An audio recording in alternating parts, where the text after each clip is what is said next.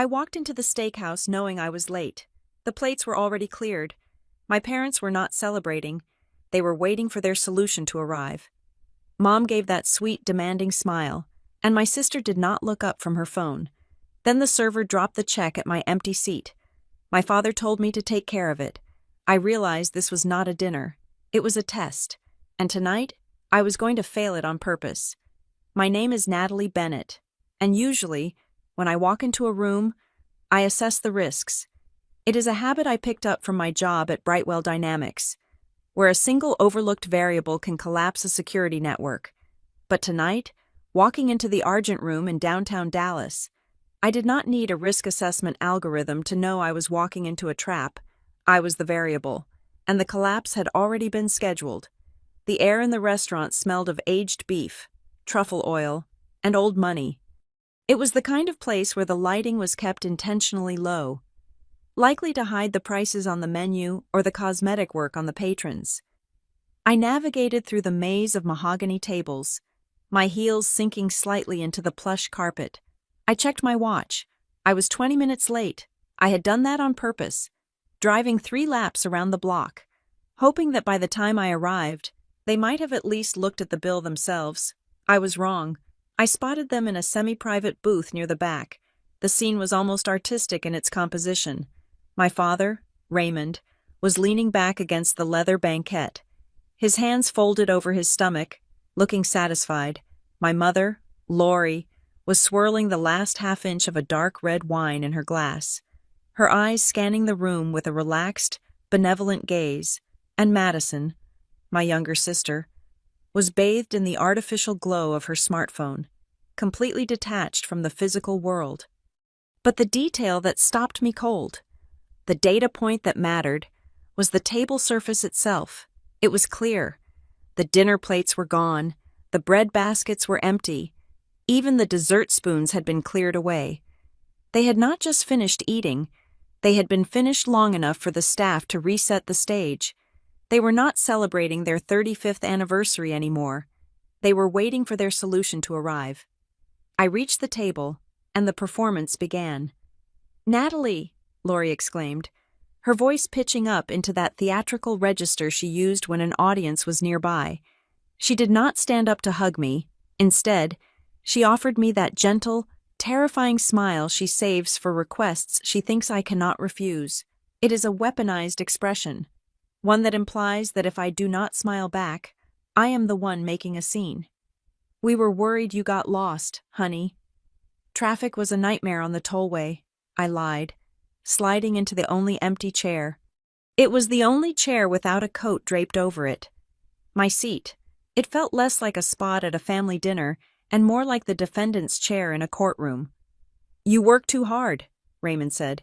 He did not look at me. He was looking at a point somewhere over my left shoulder, perhaps admiring the architecture or just avoiding the reality of his daughter. "Family time is important, Natalie. You have to make time for the people who matter." "I am here now, Dad," I said, keeping my voice neutral. Madison did not look up. She was holding her phone high, tilting it at precise angles to catch the ambient light. I could see the screen reflecting in her glasses. She was editing a video clip of the empty table, the candle flickering, the expensive wine bottle. She was curating the aesthetic of wealth without having to deal with the mechanics of acquiring it. "Hey, Nat," Madison murmured, her thumbs swiping furiously. "You blocked my view of the chandelier." "Happy anniversary," I said, ignoring her. I looked at my parents. "Did you enjoy the meal?" "Oh, it was spectacular," Lori sighed, reaching out to pat my hand.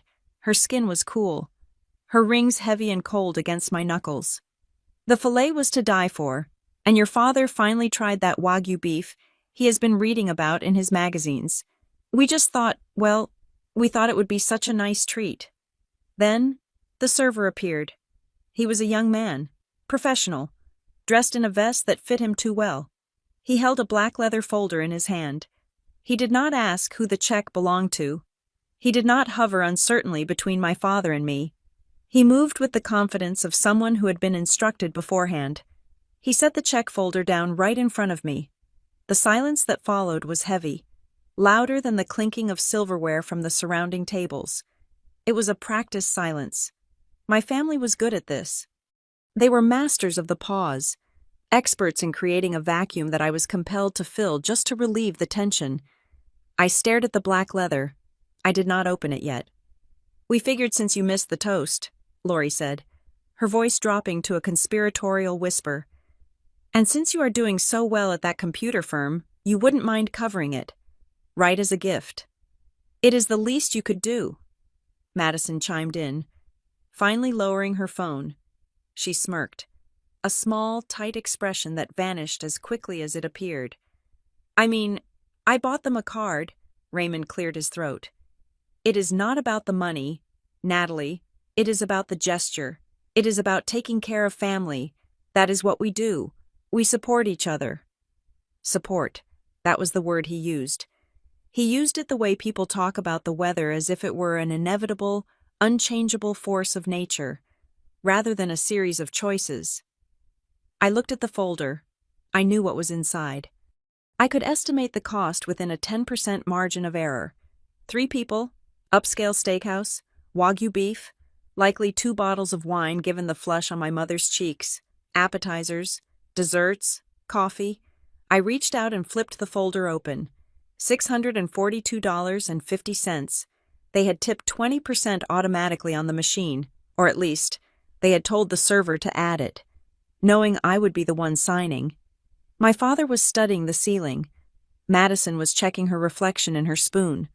Lori was watching me, her head tilted, her eyes wide and wet, mimicking gratitude before she had even received it. In the past, my stomach would have twisted. I would have felt that familiar, hot shame, the shame of being used, mixed with the desperate need to prove I was a good daughter. I would have argued weakly, or I would have paid with a forced smile, buying their affection for another month. But tonight, looking at that number $642.50, I felt nothing. No anger, no shame, no guilt. I felt like a scientist looking at a petri dish. "Go ahead and take care of that," Raymond said, calm as a man ordering a second round of coffee. I pulled out my card. It was a heavy metal card, cool to the touch. I placed it in the folder. I was paying. Yes, but I wasn't submitting. I was buying a receipt. I was collecting one final, irrefutable data point. This wasn't a dinner. It was a transaction fee for the freedom I was about to engineer. "Thank you, sweetie." Lori beamed. She clapped her hands together softly. "I knew we could count on you. You are always so reliable."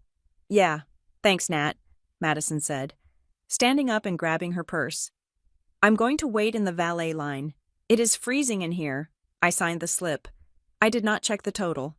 I handed the folder back to the server, who looked at me with something resembling pity. I held his gaze until he looked away. "Happy anniversary," I said again to my parents. My voice sounded strange to my own ears, flat, metallic. "It really was lovely," Lori said, gathering her coat. "We should do this more often, maybe next month for Madison's birthday. She has been eyeing that fusion place in Uptown." "We will see," I said. I did not walk them to their car. I told them I had a work call and headed in the opposite direction, toward the parking garage where my sedan was waiting. The moment I stepped out into the cool Dallas night air, I took a deep breath, filling my lungs with oxygen that didn't smell of roasted meat and manipulation. I drove home in silence. No radio, no podcasts, just the hum of the tires on the pavement and the rhythmic flash of streetlights passing overhead. My phone buzzed on the passenger seat. I waited until I was stopped at a red light to glance at it. A text from Lori. "Thank you for handling that. We knew we could count on you. Dad says drive safe." There were no emojis, no "love, Mom," no warmth, just the confirmation of a completed transaction. They were relieved, not grateful. The text was a receipt of their expectation. I arrived at my house, a modest 2-bedroom bungalow in a quiet neighborhood. It was the house they hated because it was too small for someone with my salary, but it was the house I loved because it was mine. I walked inside, kicked off my heels, and didn't even turn on the main lights. I went straight to my home office. The blue glow of my monitors was the only illumination in the room. I sat down and opened a folder on my desktop that I had hidden within a maze of subdirectories. I never named the file out loud. On the screen, it was just labeled Archive NB. I opened the spreadsheet. It was vast, columns and rows stretching back 7 years, every time they had asked, every time I had said yes. October 14th. Emergency car repair for Dad, $800. November 2nd, Madison's rent gap, $450. December 25th, flight upgrades for their vacation, $1,200. February 10th, groceries because times are tight, $300. I scrolled down. The numbers blurred, but the memories were sharp. I remembered the panic in Lori's voice when she needed that car repair money. I remembered the tears Madison cried when she said she would be evicted. I remembered feeling like a hero every time I clicked transfer, but looking at the data now, purely as a set of figures, the pattern was undeniable. The frequency was increasing, the amounts were growing, the panic and tears were just the user interface for a system designed to extract resources. I entered the new row at the bottom. August 12th, anniversary dinner, the Argent Room, $642.50. I stared at the total sum at the bottom of the column. It was enough for a down payment on a house. It was enough to start a business. It was enough to travel the world for a year. But more than the money, it was the time, the emotional energy, the years of trying to buy a version of love that was actually just a subscription service. I heard the front door open. Footsteps, heavy but gentle, moved down the hallway. Jonah appeared in the doorway of the office. He was wearing his running gear, a sheen of sweat on his forehead, his breathing steady. He looked at me. He looked at the screen, then back at my face. He didn't ask how the dinner was. He didn't ask if they were nice. He knew. He had seen this look on my face a dozen times before the exhaustion, the hollow resignation. But tonight, he saw something else. He saw the coldness in my eyes. He leaned against the doorframe, crossing his arms. The room was silent, save for the hum of the computer fan. "You paid," he stated. It wasn't a question. "I paid," I confirmed. "And they didn't say thank you, not really." "No." "They didn't." Jonah nodded slowly. He walked over and placed a hand on the back of my chair. He didn't look at the spreadsheet. He respected my privacy too much for that.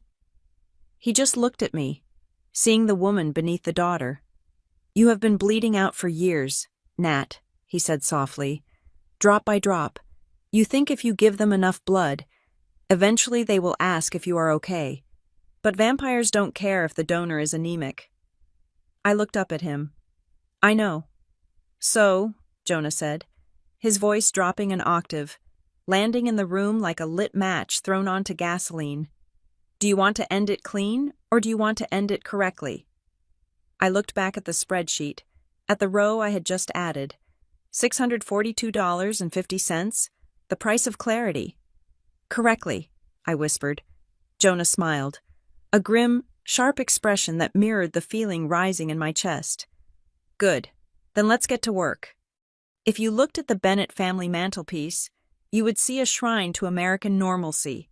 There are framed photographs arranged by year, documenting a timeline of color-coordinated sweaters and bleached smiles.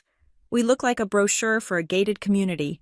In the center, there is a large portrait from 3 years ago.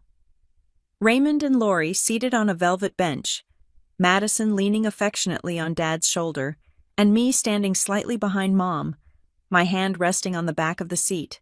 To a stranger, it looks like a close-knit family. To me, it looks like a solar system. Madison is the sun, burning bright and demanding gravity. My parents are the planets, locked in her orbit, and I am the dark matter invisible, essential for holding the structure together, but never actually seen. The truth is, nobody ever asked me what I needed because I made the mistake of never needing anything. I was not born the easy daughter. I was built, layer by layer, through 1,000 small reinforcements. It started when I was 7. Madison, then 4, had thrown a tantrum in a grocery store because she wanted a specific brand of cereal. She screamed until her face turned purple. My mother looked on the verge of tears, overwhelmed by the noise and the stares of other shoppers. I remember quietly putting my own chosen treat, a small box of animal crackers, back on the shelf, and taking my mother's hand, I told her I did not want them anymore. The relief on Lori's face was narcotic. She squeezed my hand and whispered, "Thank you, Natalie. You understand, don't you? You are such a good helper." That was the seed. Natalie understands. By the time I was 12, understanding had become my job description. If money was tight, Madison still got new dance shoes because she has potential, while I wore my sneakers until the soles talked. If we were late for a movie, it was because Madison couldn't find her scarf, but I was the one scolded for not helping her look. I learned that being low maintenance was the only currency I had to buy their affection. If I was quiet, if I made no demands, if I solved problems instead of creating them, I was rewarded with a distracted smile and a pat on the head. I became addicted to the praise of being the responsible one. It felt like love, even though it was just convenience. Raymond, my father, framed this neglect as character building. He would sit me down after I had cleaned the kitchen without being asked, or after I had tutored Madison through a math class she was failing, and he would nod solemnly. "This is what responsible people do. Natalie," he would say, his voice heavy with self-importance. "The world is full of people who take. You are one of the rare ones who gives. That is a virtue." He made my exploitation sound like a moral high ground. He made me feel like a martyr instead of a victim.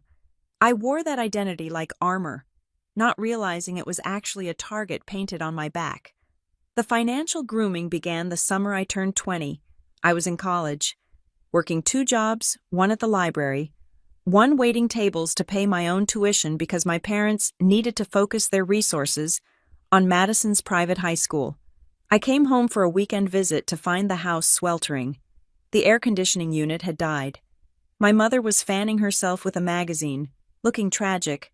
My father was pacing, talking about credit limits and high interest rates. Madison was complaining that she couldn't sleep in the heat. "I have some savings," I heard myself say. It was a reflex. I wrote a check for $250. It was everything I had saved for my next semester's textbooks. I told myself it was a loan. I told myself it was an emergency. "We will pay you back as soon as Dad's bonus comes in," Lori promised, hugging me tight. "You are a lifesaver, Nat." They never paid me back. The bonus came, but it went to a much-needed weekend getaway for them to decompress from the stress of the broken AC. When I gently asked about the money a month later, Raymond looked at me with genuine disappointment. "We are family, Natalie," he said, his tone suggesting I had just asked to charge them interest. "We don't keep score. Besides, you are doing so well with your little jobs." I didn't ask again. I absorbed the loss because asking for my money back made me feel petty, and feeling petty clashed with my identity as the good daughter. The requests evolved slowly, insidious and creeping, like water rising in a basement. It wasn't a sudden demand for thousands. It was $10 here, $50 there. It was groceries. It was the cable bill. "Can you just grab the electric bill this month?" Lori would ask over the phone, her voice breezy. I tried to log in, but the website is acting up, and I don't want a late fee. "I will Venmo you." She never Venmo'd me, and the website wasn't acting up. The account was just empty. By the time I was 25, the dynamic had shifted from emergency help to structural support. I was no longer a safety net. I was part of the foundation. They stopped asking if I could help. They just presented the problem and waited for me to produce the solution. The worst phrase in our family lexicon became, "We already booked it." I remember the first time they used it as a weapon. I was 27. I had just started a junior role in cybersecurity, finally making a decent salary, though I kept the exact number vague. Lori called me, her voice bubbling with excitement. "We are going to Key West for Dad's 50th, she squealed. "We found this amazing resort. Madison is bringing a friend. We got a suite. That sounds great. Mom, I said, genuinely happy for them. I hope you have fun. Oh, you are coming too, she said. We need you to drive us to the airport, and since the suite is so expensive, we figured you could chip in for the deposit. It is only $800. Mom, I can't, I said. I have rent. I have student loans. But we already booked it, she said, her voice dropping, instantly wounded. It is non-refundable.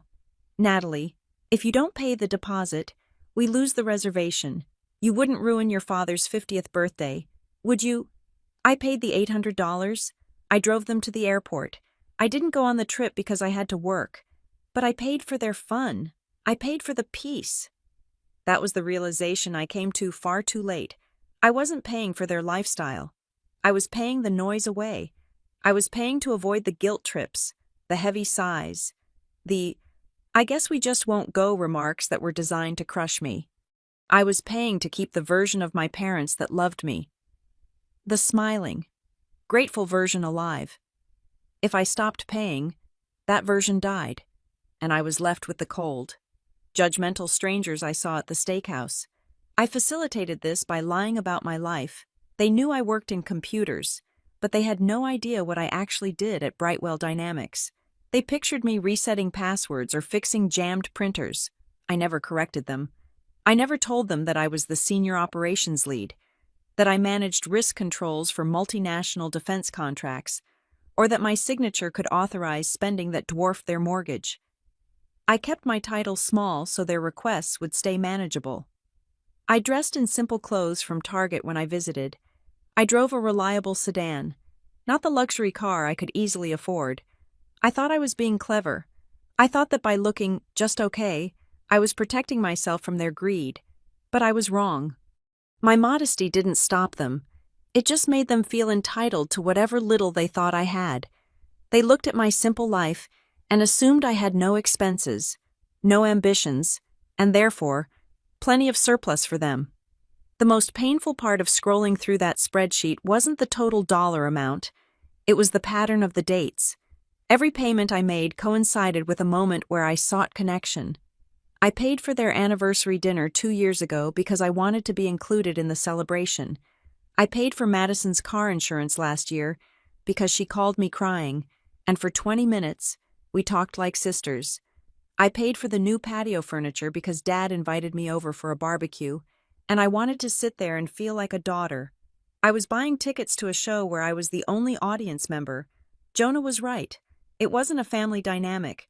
It was a parasitic infection. But parasites don't hate their hosts. They need them. My parents didn't hate me. In their own twisted, narcissistic way, they probably thought they loved me. But they loved me the way a carpenter loves a reliable hammer. They loved me the way a driver loves a car that always starts in the cold. They loved my function. They loved that when they pushed the button marked guilt, I dispensed cash. They loved that when they created chaos, I arrived with a broom. They loved that I never, ever made them look in the mirror and see their own failures. As I sat in the dark office, staring at the glow of the monitor, a bitter taste filled my mouth. It tasted like ash. All those years. I thought I was earning their love by being the easy daughter. I thought if I was just low maintenance enough, just helpful enough, they would finally see me. But you don't see the floorboards you walk on. You only notice them when they creak. And I had made sure never to creak. Until tonight. Tonight, I had paid the bill. But the silence I offered in return wasn't the silence of submission. It was the silence of a machine powering down. It was the silence of a bank vault locking shut. I closed the spreadsheet. The cursor blinked one last time before the screen went black. They didn't love my generosity. They didn't even respect it. They loved my predictability. They had bet their entire financial future on the statistical certainty that Natalie would always say yes. I swiveled my chair around to face the darkness of the hallway where Jonah had stood. It was time to introduce a new variable into their equation. It was time to become unpredictable. At Brightwell Dynamics, my official title is Senior Operations Lead. To the outside world, that sounds like a generic corporate label. The kind of job where you attend endless meetings and circulate memos about refrigerator etiquette. In reality, my role is about containment. I design risk protocols for private defense contractors and high net worth entities. My days are spent looking for cracks in digital walls, analyzing breach vectors, and ensuring that when a system fails, it fails safely. I am paid a significant amount of money to be paranoid, to assume that everyone is lying until the data proves otherwise, and to spot the anomaly in a sea of standard code. It is a profound irony that for over a decade, I left those skills at the door the moment I entered my parents' house. I sat at my desk, the dual monitors casting a pale, clinical light over my hands. I had opened a new tab in the spreadsheet, one dedicated purely to analysis. I was no longer the daughter trying to help. I was the auditor. For years, I had maintained a specific camouflage around my family. I drove a 4-year-old sedan when I visited them, even though I could have bought a showroom model with cash. I wore jeans and plain cotton shirts from department store clearance racks. I never wore my watch, a vintage timepiece I had bought for myself after my first major promotion, because I knew it would draw Madison's eye like a magpie to foil. I had curated an image of stable but struggling, a deliberate underselling of my success. I thought that if they believed I was just getting by, they would not ask for too much. I thought my mediocrity was a shield. I was wrong. My camouflage had not protected me. It had only lowered the threshold for their entitlement, because they thought I had less. They felt justified in taking the little they assumed I had, believing that we are all in this together. If I had shown up in a Porsche, they might have hesitated, intimidated by the wealth, but because I showed up in a Honda, they felt comfortable picking my pockets. I started sorting the data in the spreadsheet. I categorized the expenses not by date, but by trigger event. The pattern emerged within seconds. It was so obvious that I felt a flush of professional embarrassment. Every single dinner invitation from my parents had occurred after the reservation was already made. February 14th. We managed to get a table at the Palm. Meet us there in an hour. May 10th. Your dad is craving seafood. We are already seated at Ocean Prime. August 12th. The Argent Room. They never asked if I was free. They never asked if I wanted to go. They secured the asset, the table, and then called the financier. It was a procurement strategy. I was not a guest. I was the payment method. I moved to the vacations category. July 4th weekend. Madison found this cute Airbnb in Austin. We booked it for the family.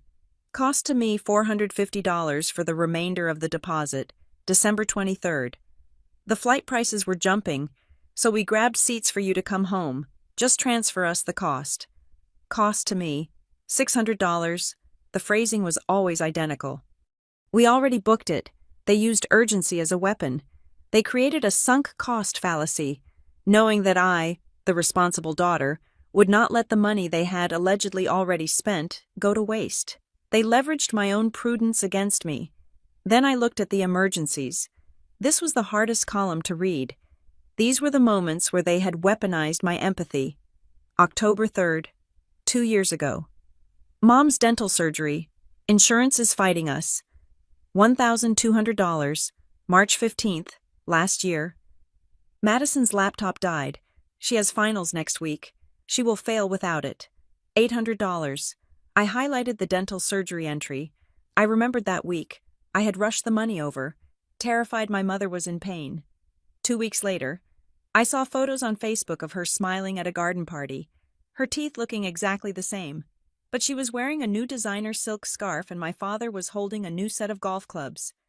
I did a text search in the document for the word repaid. The result came back 0 matches found. I searched for returned. Sent back. Reimbursed. 0 matches found. I sat back, the leather of my chair creaking in the silent room. Over 7 years of documented transactions, comprising dozens of loans and advances, not a single cent had ever traveled back in my direction, not once, even when they had promised next week, or when the tax refund hits. The money only flowed one way. I wasn't a bank. A bank collects interest. A bank has collateral. I was a leaky faucet they had learned how to turn on. "This is impressive," Jonah said. I hadn't heard him walk back in. He was standing behind me, looking at the screen over my shoulder. He placed a mug of black coffee on the coaster near my mouse.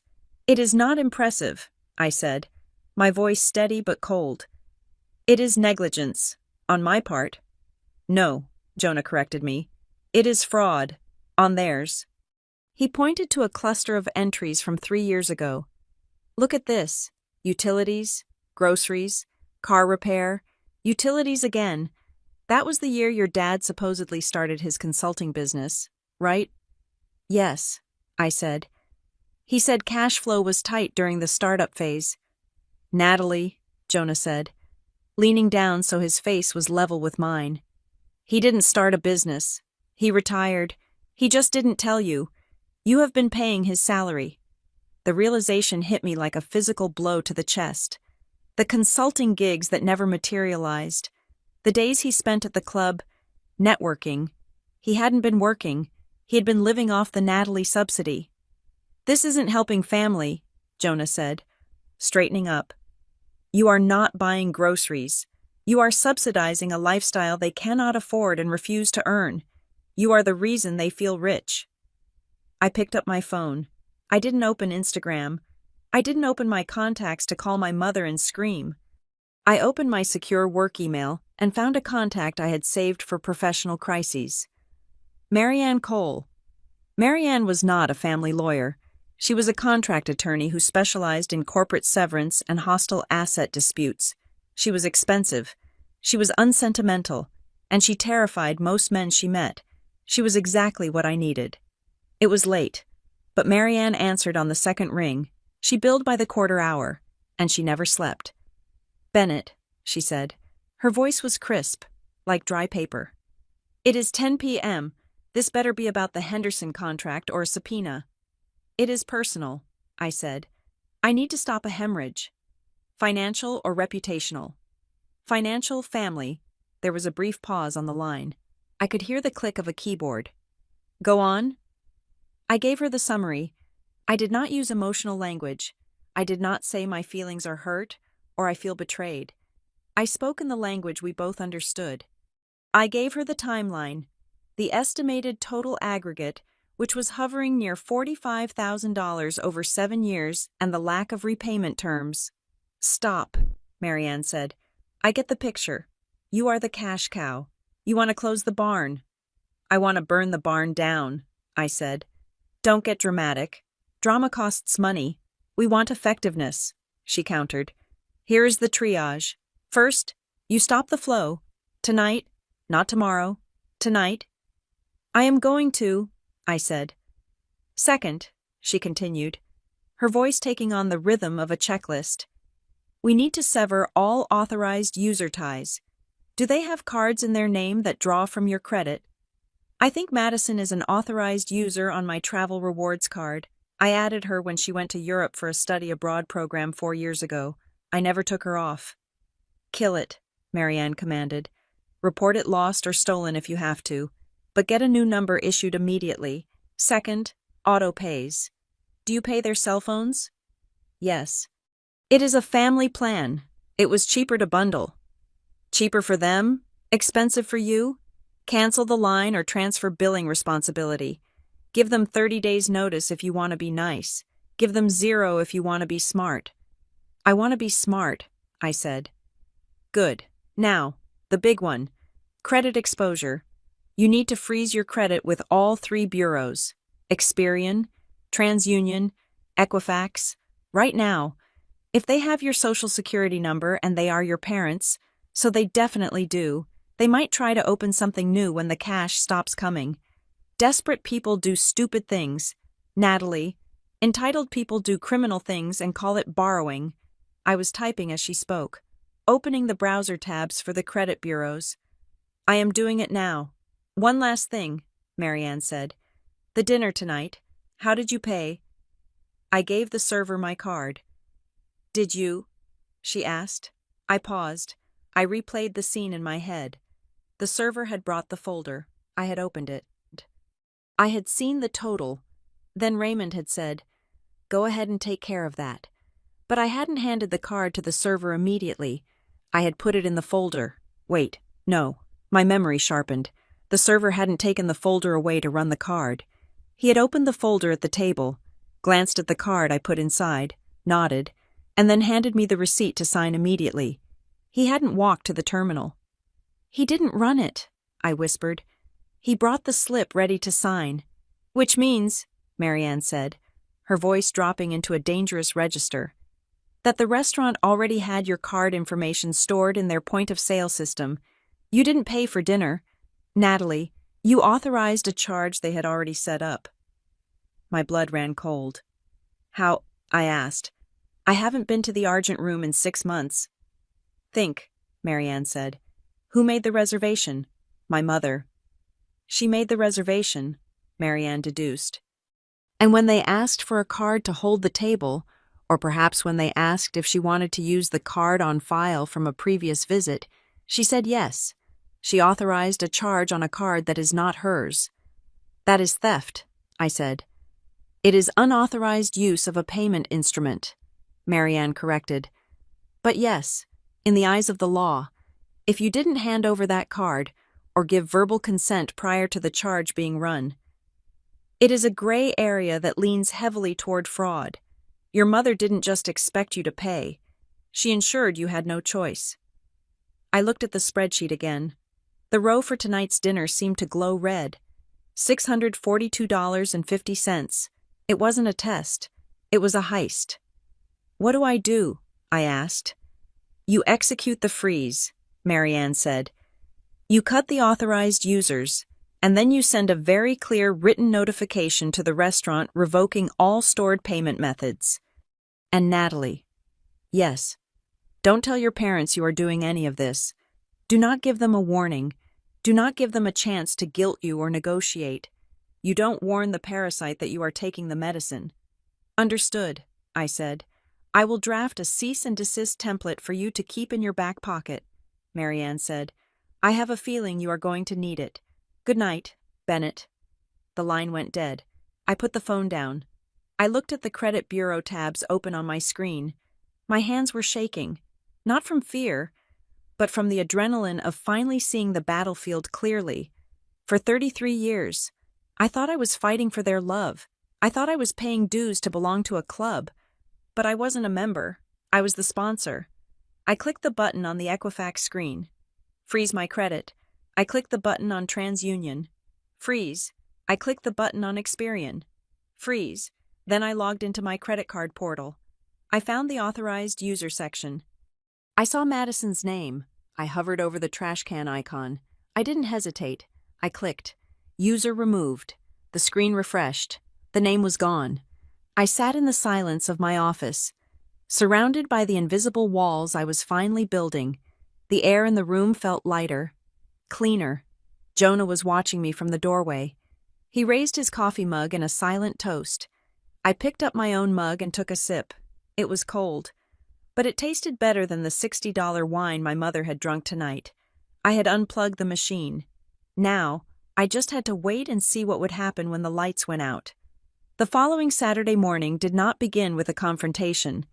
It began with a cup of Earl Grey tea and a silence so profound it felt like a physical presence in my home office. There was no screaming, no tearful phone calls, and absolutely no dramatic declaration of independence. Confrontation is messy. Confrontation implies that the other party has a right to debate the terms of your existence. I was done debating. I was simply changing the administrative permissions of my life. I sat at my desk, the same place where I had analyzed the damage the night before, but the spreadsheet was closed now. In its place was a simple checklist. I treated this not as a family dispute, but as a system migration. When a server is compromised at Brightwell Dynamics, we do not argue with the hackers. We isolate the node. We revoke access tokens. We patch the vulnerability. I started with the digital tethers. First, the family share plans. It is amazing how modern technology disguises dependency as convenience. I logged into my Apple account. There they were. Raymond, Lori, and Madison listed under my primary ID. This allowed them to share my paid apps, my cloud storage, and, crucially, my payment method for media purchases. I clicked on Madison's profile first. Her avatar was a selfie with a heavy filter. I navigated to the Remove from Family button. A warning popped up. Madison will lose access to shared subscriptions and iCloud storage. I clicked Confirm. I watched the spinning wheel for 3 seconds. Then, she was gone. I repeated the process for Lori, then for Raymond. Next, I tackled the streaming services. This was where the death by 1,000 cuts theory was most visible. I had the login for the master account, but when I checked the device history, I saw logins from zip codes I didn't recognize friends of Madison. Perhaps, or neighbors my parents had casually shared the password with to seem generous. I didn't just change the password. I canceled the premium tier that allowed for 4 simultaneous screens and downgraded it to the single-user plan. Then, I went into the settings and hit Sign out of all devices. Somewhere in Dallas, Madison's TV screen was about to go black in the middle of her reality show marathon. The thought gave me a cold, quiet satisfaction. I moved on to the cell phone carrier. This was the heaviest chain. Years ago, my father had convinced me that a family plan was economically superior, and it was for him. I paid the base rate of $240 a month, plus the installment plans for their device upgrades. I called the carrier. The hold music was a looped saxophone solo that usually drove me crazy. But today, I just hummed along. I had patience today. I need to separate my line from this account, I told the representative when she finally answered. Oh, are you moving out? She asked cheerfully. Something like that, I replied. I want to transfer billing responsibility for the other 3 lines to the account holder's name, Raymond Bennett. I will retain my number on a separate, individual account. I can do that, she said. But just so you know, without the multi-line discount, the price for the remaining 3 lines will go up by about $40 per month. That is fine, I said. I accept that change. It wasn't my change to accept. Really, it was theirs, but they wouldn't know that until the next billing cycle. I spent the next 3 hours systematically scrubbing my financial DNA from their lives. I found an old roadside assistance add-on I had been paying for since I was 22, covering my parents' vehicles, canceled. I found a recurring donation to a charity my mother liked to support publicly, which was charged to my card so she could get the tax write-off receipt, canceled. I found a gym membership for Madison that had not been swiped at the turnstile in 11 months, canceled. By noon. I had reduced my monthly outgoing cash flow by nearly $900. That was $900 a month that I had been setting on fire to keep them warm, while they complained about the smoke. Then came the hardest call, the Argent room. Marianne had been right about the card on file. It was a security risk, and I needed to close it. I dialed the restaurant's number, waiting until 2 in the afternoon when I knew the lunch rush would be over, but the dinner service hadn't started. Argent room, this is David, a voice answered. Hi, David. This is Natalie Bennett. I dined there recently. Yes, Ms. Bennett. How can I help you? I need to update my privacy settings with you, I said, my voice projecting the kind of boredom that suggests this is a routine administrative task. I need you to remove all stored payment methods linked to my name or phone number from your point-of-sale system, immediately. Oh, David sounded surprised. We keep those on file for VIP convenience. It makes booking easier for your family. I understand, I said. But my accountant is restructuring my expenses. I need a hard delete on that data. And David, yes. Please add a note to my profile. No charges are to be authorized without the physical card present. If a reservation is made in my name, or by my family using my name, no charges go to me unless I am there to sign for them. Is that clear? Yes, of course. I will take care of that right now. Thank you. David. I hung up. I didn't feel guilty. I felt lighter. Finally, I executed the nuclear option Marianne had urged me to take. I opened the browser tabs for the 3 major credit bureaus. I initiated a security freeze on my Social Security number. This meant that if my father tried to open a loan in my name to cover his consulting losses, he would be blocked. If Madison tried to finance a car using my credit score as a cosigner without me present to unlock it, She would be rejected. I set up fraud alerts that would text my phone instantly if any inquiry was made. When I was done, I sat back and looked at the clean desktop of my computer. The machine was unplugged. The fuel line was cut. I expected to feel fear. I expected to worry about their reaction, but the silence in the house was not empty. It was full of possibility. Later that afternoon, an email arrived from Marianne. The subject line was simply, "Script." Inside was a short paragraph. "Natalie, here is the text you use. Do not deviate. Do not add, 'I'm sorry.' Do not offer reasons they can argue with. A reason is a handle they can grab to pull you back in." The text read, "I am currently restructuring my financial goals and will no longer be able to cover these expenses. You will need to make your own arrangements moving forward." It was brutal in its brevity. I saved it to my notes app. Then, I waited. The most difficult part of the next 2 weeks was the silence. I kept waiting for the explosion. I kept checking my phone, expecting a text asking why Netflix wasn't working, or why the Amazon Prime delivery was stalled, but nothing came. This, I realized, was because they hadn't noticed yet. They didn't check bank statements. They didn't look at billing cycles. They lived in a world where things just worked, where services were like air, invisible and infinite. They wouldn't know the air was gone until they tried to take a deep breath and found a vacuum. I went to work. I focused on a complex breach simulation for a defense client. I ate lunch with colleagues and actually listened to their stories instead of worrying about a crisis text from Mom. I slept 7 hours a night. I didn't tell them what I had done. Telling them would be an invitation to negotiate. It would give them 2 weeks to guilt-trip me, to manufacture emergencies, to cry about how I was abandoning them. Systems do not adapt to speeches. They adapt to a lack of fuel. When the engine stalls, the driver is forced to get out and look under the hood. I was waiting for the stall. It happened on a Tuesday. Exactly 14 days after the first dinner, I was in my kitchen, chopping vegetables for a stir-fry. Jonah was pouring wine, a bottle we had bought for ourselves, with our own money. The domestic peace was so normal, it felt fragile. My phone buzzed on the counter. I wiped my hands on a towel and picked it up. It was a group text from Lori. Included were Raymond and Madison. Anniversary redo dinner. "We decided the last one didn't count since you were so rushed. We are already here at the Argent Room. They squeezed us in. Come when you can." I stared at the screen. "We are already here." The trap was identical. They had gone back to the scene of the crime.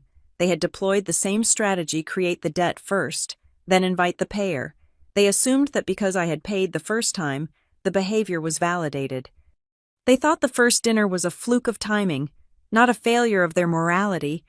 They were sitting there right now, maybe ordering the Wagyu again, maybe laughing about how they had fixed the anniversary. Madison was probably filming the breadbasket. Lori was probably telling the waiter that her daughter would be along shortly to handle everything. They had no idea that the card on file was gone. They had no idea that when the check came, they would be the ones holding the folder. Jonah walked over. Sensing the shift in my energy, he looked at the text. He didn't look angry. He looked at me with a question in his eyes. "Are you ready?" I looked at the text again. "Come when you can." If I didn't go, the restaurant would eventually ask them to pay. They would try their cards. The cards would decline. They would call me in a panic. I could solve it over the phone. I could give them my card number. I could save them from the consequences one last time. But Marianne's voice echoed in my head. "You don't warn the parasite." I needed to be there. I needed to see it. I needed to ensure that when the bill arrived, there was no ambiguity. I needed to look my father in the eye when the waiter told him the card on file had been deleted. I needed to close the loop. I typed my reply. I didn't use Marianne's script yet. That was for the aftermath. This was for the trap. I typed one word. "Sure." I hit send. "Are we going?" Jonah asked, his voice low. I turned off the stove. The vegetables could wait. "We are going," I said, grabbing my purse. "But we are not going to dinner. We are going to a performance." I walked out to the car, my heart beating with a steady, cold rhythm. The machine was unplugged. Now, I was going to watch it stop. I arrived at the Argent Room 7 minutes early. This was a calculated deviation from my usual pattern. Typically, I arrived late, flustered, and apologetic, immediately putting myself in a position of social debt before the financial debt was even incurred. Tonight, I moved with the precision of a predator entering a clearing. I did not check my coat. I kept it draped over my arm, a subtle signal that I was not settling in.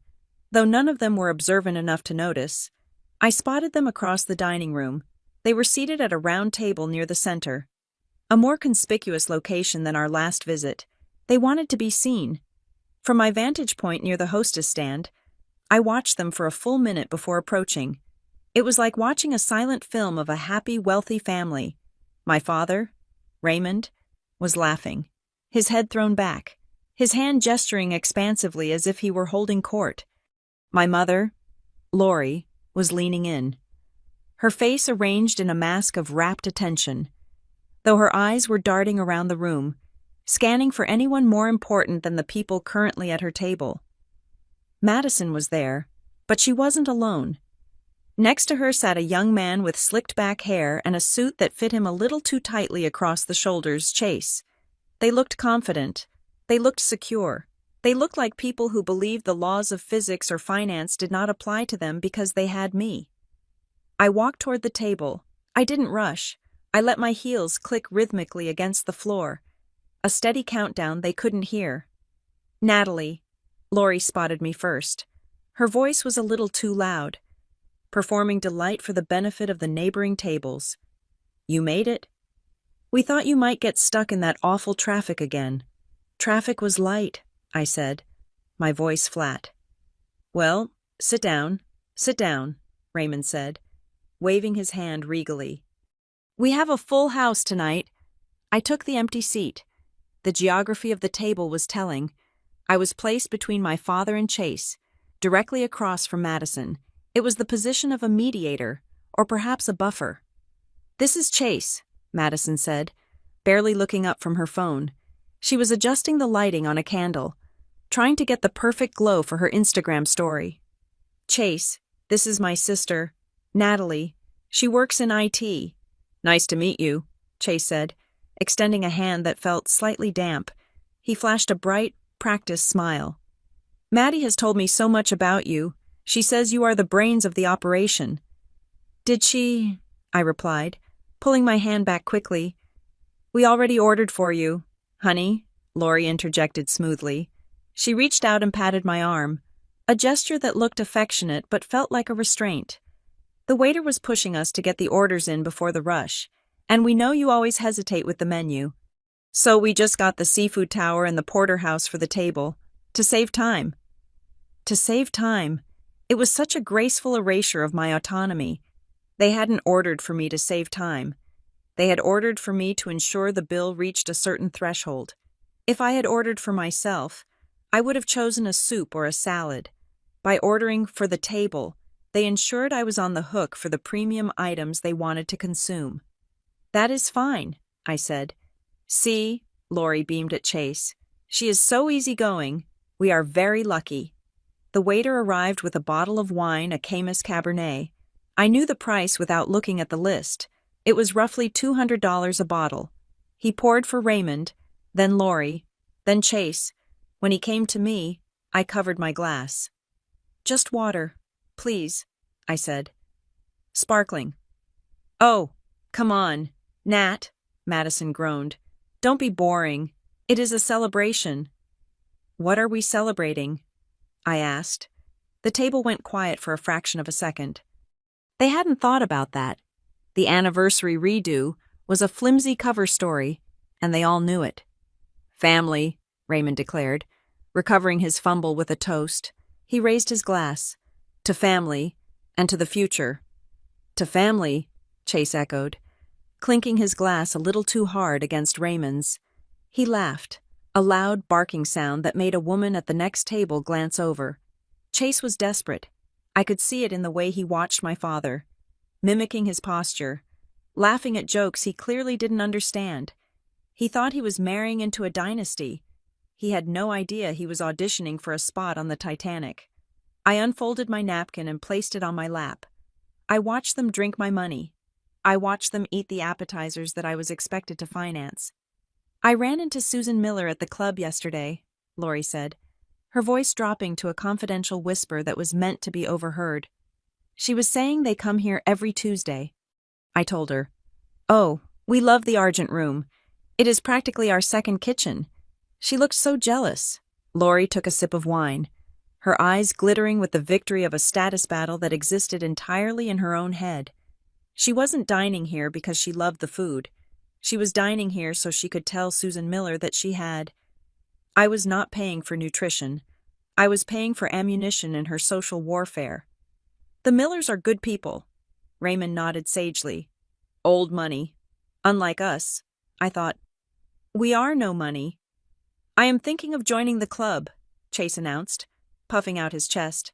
Maddie says the golf course is world class. It is the best in Texas, Raymond lied. He hadn't paid his dues in 3 months. I knew this because I had seen the delinquency notice on his desk the last time I visited, buried under a stack of golf magazines. He was playing on a grace period that was about to expire. You absolutely should, Chase, Madison said. She was holding her phone up again. Hold that glass up, babe. The light is perfect. She snapped a photo of Chase, then one of the seafood tower, then a selfie of her and Lori. She moved the camera in a slow pan around the table, capturing the crystal glasses, the plush leather of the booth, the expensive ambiance. When the lens swept past me, she lowered the phone. I wasn't in the shot. I wasn't part of the aesthetic. I was the backstage crew. I was the lighting rig. I was necessary for the production, but I was not to be seen in the final cut. If she posted a photo of me, someone might ask who I was, and the illusion of their independent wealth might crack. Excuse me, I said quietly. Everything okay? Lori asked, her mouth full of lobster. I just need to use the ladies' room. I stood up and walked away from the table. I did not go to the restroom. I walked straight to the maitre d' stand near the entrance. David was there, reviewing a seating chart. He looked up and smiled professionally. Ms. Bennett, is everything to your liking? The food is fine, David, I said, keeping my voice low. I just wanted to double-check our conversation from 2 weeks ago. David's expression shifted from hospitality to alert efficiency. He tapped the screen of his terminal. Regarding the billing profile. Yes, the hard delete. It is done, Ms. Bennett, he confirmed, turning the screen slightly so I could see the blank field next to my name. No card on file, and the note is right here in red physical card required for all transactions. Authorization strictly in person. And there are no other cards saved, perhaps under my father's name. David checked. No, ma'am. Mr. Bennett's profile has an expired visa ending in 4022. It was removed by the system 6 months ago. Excellent, I said. Thank you. Will you be taking care of the check tonight? He asked, a standard question that suddenly felt loaded with weight. I looked back at the table. Raymond was waving the empty wine bottle in the air, signaling the waiter for a second one. Chase was laughing at something Madison had whispered. They looked like a painting of excess. We will see when the bill comes, I said. I returned to the table just as the main courses were arriving. The waiter placed a massive porterhouse steak in front of my father. The steam rose up, smelling of butter and rosemary. Finally, Raymond grunted. I was about to starve. This looks incredible, Chase said, eyeing his own filet mignon. You guys really know how to do it right. We believe in quality, Lori said, smoothing her napkin. Life is too short for bad food. I ate my small side salad slowly. I watched them consume. There was a violence to it tonight. Maybe it was because I knew the truth, but they seemed to be eating with a desperation I hadn't noticed before. They ordered more sides truffle fries, creamed spinach, roasted mushrooms. They ordered a round of desserts before they had even finished the steak. Raymond signaled the waiter again. Bring me a whiskey, he commanded. Macallan, the 25. My internal calculator clicked. That was a $250 pour. Make it 2, Chase said, emboldened by my father's confidence. Dad, I said, speaking for the first time in 20 minutes. That is a very expensive drink, Raymond looked at me, his eyes narrowing slightly. It was the look he gave me when I was a child, and asked why I couldn't have the same toys as Madison. It was a look of disappointment that I was dragging the mood down with reality. "I am celebrating, Natalie," he said, his voice dropping to a warning tone. "Don't count pennies at the dinner table. It is vulgar." "Right," I said. "Vulgar?" I folded my hands and waited. The meal stretched on for another 45 minutes. The conversation looped around vacations they wanted to take, cars Chase was thinking of buying, and the general incompetence of the service staff, a favorite topic of people who have never worked a service job in their lives. Finally, the plates were cleared, the table was wiped down. The heavy silence of satiation settled over the group. The waiter approached. He held the black leather folder. The air in the restaurant seemed to thin. This was the moment. This was the ritual. Usually, the waiter would hesitate, but tonight, he knew the drill, or he thought he did.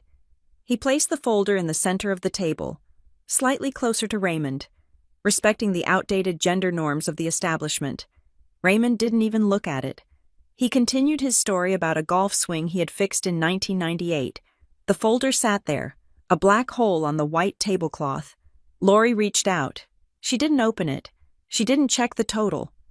With a practiced, fluid motion of her manicured hand, she slid the folder across the tablecloth. It stopped exactly 2 inches from my water glass. She didn't look at me when she did it.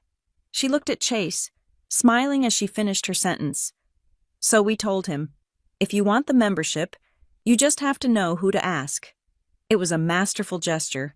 It was the physical embodiment of my entire life with them. The sliding of the check was casual, automatic, and dismissive. It said, "You are here to facilitate us. You are the remote control we use to change the channel from payment to exit." Chase watched the folder slide. He looked at me, then at the folder, then back at Lori. He seemed confused for a microsecond, perhaps wondering why the IT girl was paying for the business tycoon, but he quickly buried the thought. I looked at the black leather. I looked at my father, who was leaning back, picking his teeth. I looked at my mother, who was reapplying her lipstick. I looked at Madison, who was typing a caption for her post. "Go ahead and take care of that, sweetie," Lori said, her voice light and airy, the way one speaks to a servant who has lingered too long. I didn't move. The seconds ticked by. 1, 2, 3. "Natalie," Raymond said, glancing at the folder. "Don't keep the man waiting." I placed my hands on the table, palms down. The surface was cool. "No," I said. It wasn't a shout. It was barely a whisper, but in the vacuum they had created, it sounded like a gunshot. The silence that followed my refusal was not empty. It was heavy, pressurized, and vibrating with a frequency only my family could generate. It was the sound of a script going off the rails. Lori blinked. Her smile didn't vanish immediately. It froze, twitching at the corners as her brain tried to reconcile the input. The daughter pays. That was the law of gravity in our universe. For the daughter to say no was as disorienting as watching rain fall upward. "Natalie," Lori said, her voice dropping to a harsh whisper. She leaned over the table, her eyes darting to the nearby booths to ensure no one of importance was witnessing the glitch.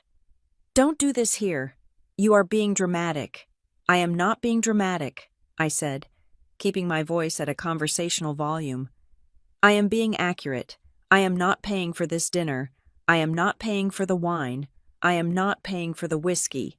Raymond shifted in his seat. The leather creaked loudly. "This is not the time for one of your moods. Natalie, we have a guest." He gestured vaguely toward Chase, who was looking between us with the confused anxiety of a dog that senses a thunderstorm. "I don't have a mood," I corrected him. "I have a budget." Madison let out a short, sharp laugh. She picked up her fork and pointed it at me. "Okay, very funny. Is this a bit... Are you filming this for something? Because if you are, you need to tell me so I can react better." She looked around, genuinely searching for a hidden camera. She couldn't conceive of a reality where I denied her something unless it was for an audience. It is not a prank, Madison, I said. I looked up at the waiter. He was standing there, the folder still resting on the tablecloth, his posture stiffening as he realized he had walked into a domestic demolition zone. "Excuse me," I said to him. "Yes, ma'am." "We need separate checks, please," Lori hissed. It was a sharp intake of breath through her teeth. "Natalie Bennett, stop this immediately." I ignored her. I spoke clearly to the waiter. "I will be paying for the side salad and the sparkling water. That is my check. The second check will be for the 3 appetizers, the seafood tower, the porterhouse, the filet, the sides, the 2 bottles of Camus, and the 2 Macallan 25s. That belongs to the rest of the party." The waiter hesitated. He looked at Raymond.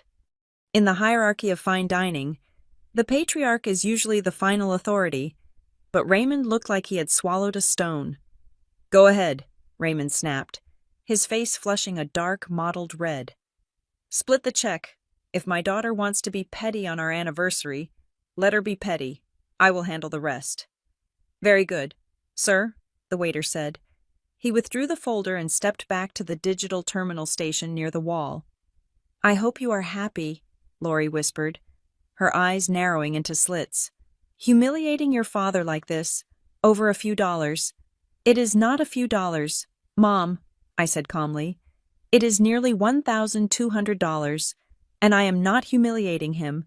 I am treating him like the head of the household he claims to be." Chase cleared his throat. "So, Natalie, you work in computers, right? That must be lucrative." He was fishing. He was trying to calculate if this was a temporary lover's quarrel or a structural collapse of the family bank. "I do okay," I said. "But I don't support 4 adults." The waiter returned. He had 2 folders this time. One was thin and light, the other was thick. He placed the thin one in front of me. He placed the thick one in front of Raymond. Raymond snatched it up with an aggressive motion. He didn't even open it to check the itemized list. He reached into his jacket pocket and pulled out a card. It was a sleek, silver-colored card that I recognized. It was a vanity card issued by a fintech startup that had gone under last year, but the card itself still worked on the Visa network, or at least, it used to. "Here," Raymond said, slapping the card onto the leather. "Add 20%. I don't want you to suffer because of her behavior." "Thank you, sir," the waiter said. This was the part of the horror movie where the audience screams at the screen, knowing the monster is behind the door. But I wasn't screaming. I was watching. The waiter did not walk away. At the Argent Room, for large parties, they often used handheld terminals at the table to process payments securely. The waiter produced the device from his apron. He took Raymond's card. He inserted the chip. We all watched the small screen. Processing. The seconds stretched out. The hum of the restaurant seemed to fade away, leaving only the sound of my own heartbeat, steady and slow. Beep. The sound was sharp, dissonant. It wasn't the happy chime of approval. It was the flat tone of rejection. The waiter frowned. He pulled the card out and wiped the chip on his sleeve. A polite fiction that the machine was at fault. He inserted it again. Processing. Beep. "I am sorry, sir," the waiter said, his voice lowering to a professional murmur. "The card has been declined." Raymond's laugh was forced and loud. "Ridiculous. That is a platinum account. The chip must be demagnetized. I keep it next to my phone." "Do you have another form of payment?" the waiter asked. "Of course I do." Raymond scoffed. He opened his wallet. I saw the interior. It was a graveyard of receipts and business cards. He pulled out a blue card, a standard bank debit card. This was the account I used to transfer money into, the feed bag, as Jonah called it. I hadn't transferred a cent in 14 days. Raymond handed it over with slightly less flourish. The waiter inserted it. Processing. Beep. "Declined," the waiter said. "Insufficient funds." The silence at the table fractured. Raymond's face went from red to a pale, sickly gray. He looked at the card as if it had betrayed him personally. He knew the account was empty. He had just hoped that maybe, somehow, I had put money in without telling him. He had gambled his dignity on my lack of boundaries, and he had lost. This is absurd, Lori said, her voice high and pitchy. Their system is down. It has to be. My system is working perfectly, ma'am, the waiter said, his patience thinning. We just processed 3 other tables. Madison, Raymond barked, abandoning the pretense of control. Give him your card. I will transfer the money to you in the morning. My bank has clearly flagged my accounts for fraud because of the large amount. Ugh, fine, Madison sighed. She dug into her designer purse, a purse I had bought her for her 24th birthday. She pulled out the gold travel rewards card, my travel rewards card, the one with her name printed on the front, but my credit score backing it up. She held it out between 2 fingers, not looking at the waiter, still scrolling on her phone with the other hand. Here, just put it on this. The waiter took it. I took a sip of my sparkling water. The bubbles tasted sharp. He inserted the card. Processing. Beep. Authorization failed. The waiter read. Card not active. Madison stopped scrolling. She looked up, her mouth open. What? That is impossible. I used it for an Uber this morning. It is showing as invalid, miss, the waiter said. Like it has been cancelled. She turned her eyes to me. The realization hit her slowly. Then all at once, her eyes went wide. You cut me off, she whispered. You actually cut me off. I removed unauthorized users from my account, I said. 2 weeks ago. But how are we supposed to pay? Madison's voice rose, cracking with genuine panic. I don't know, I said. How do adults usually pay for things?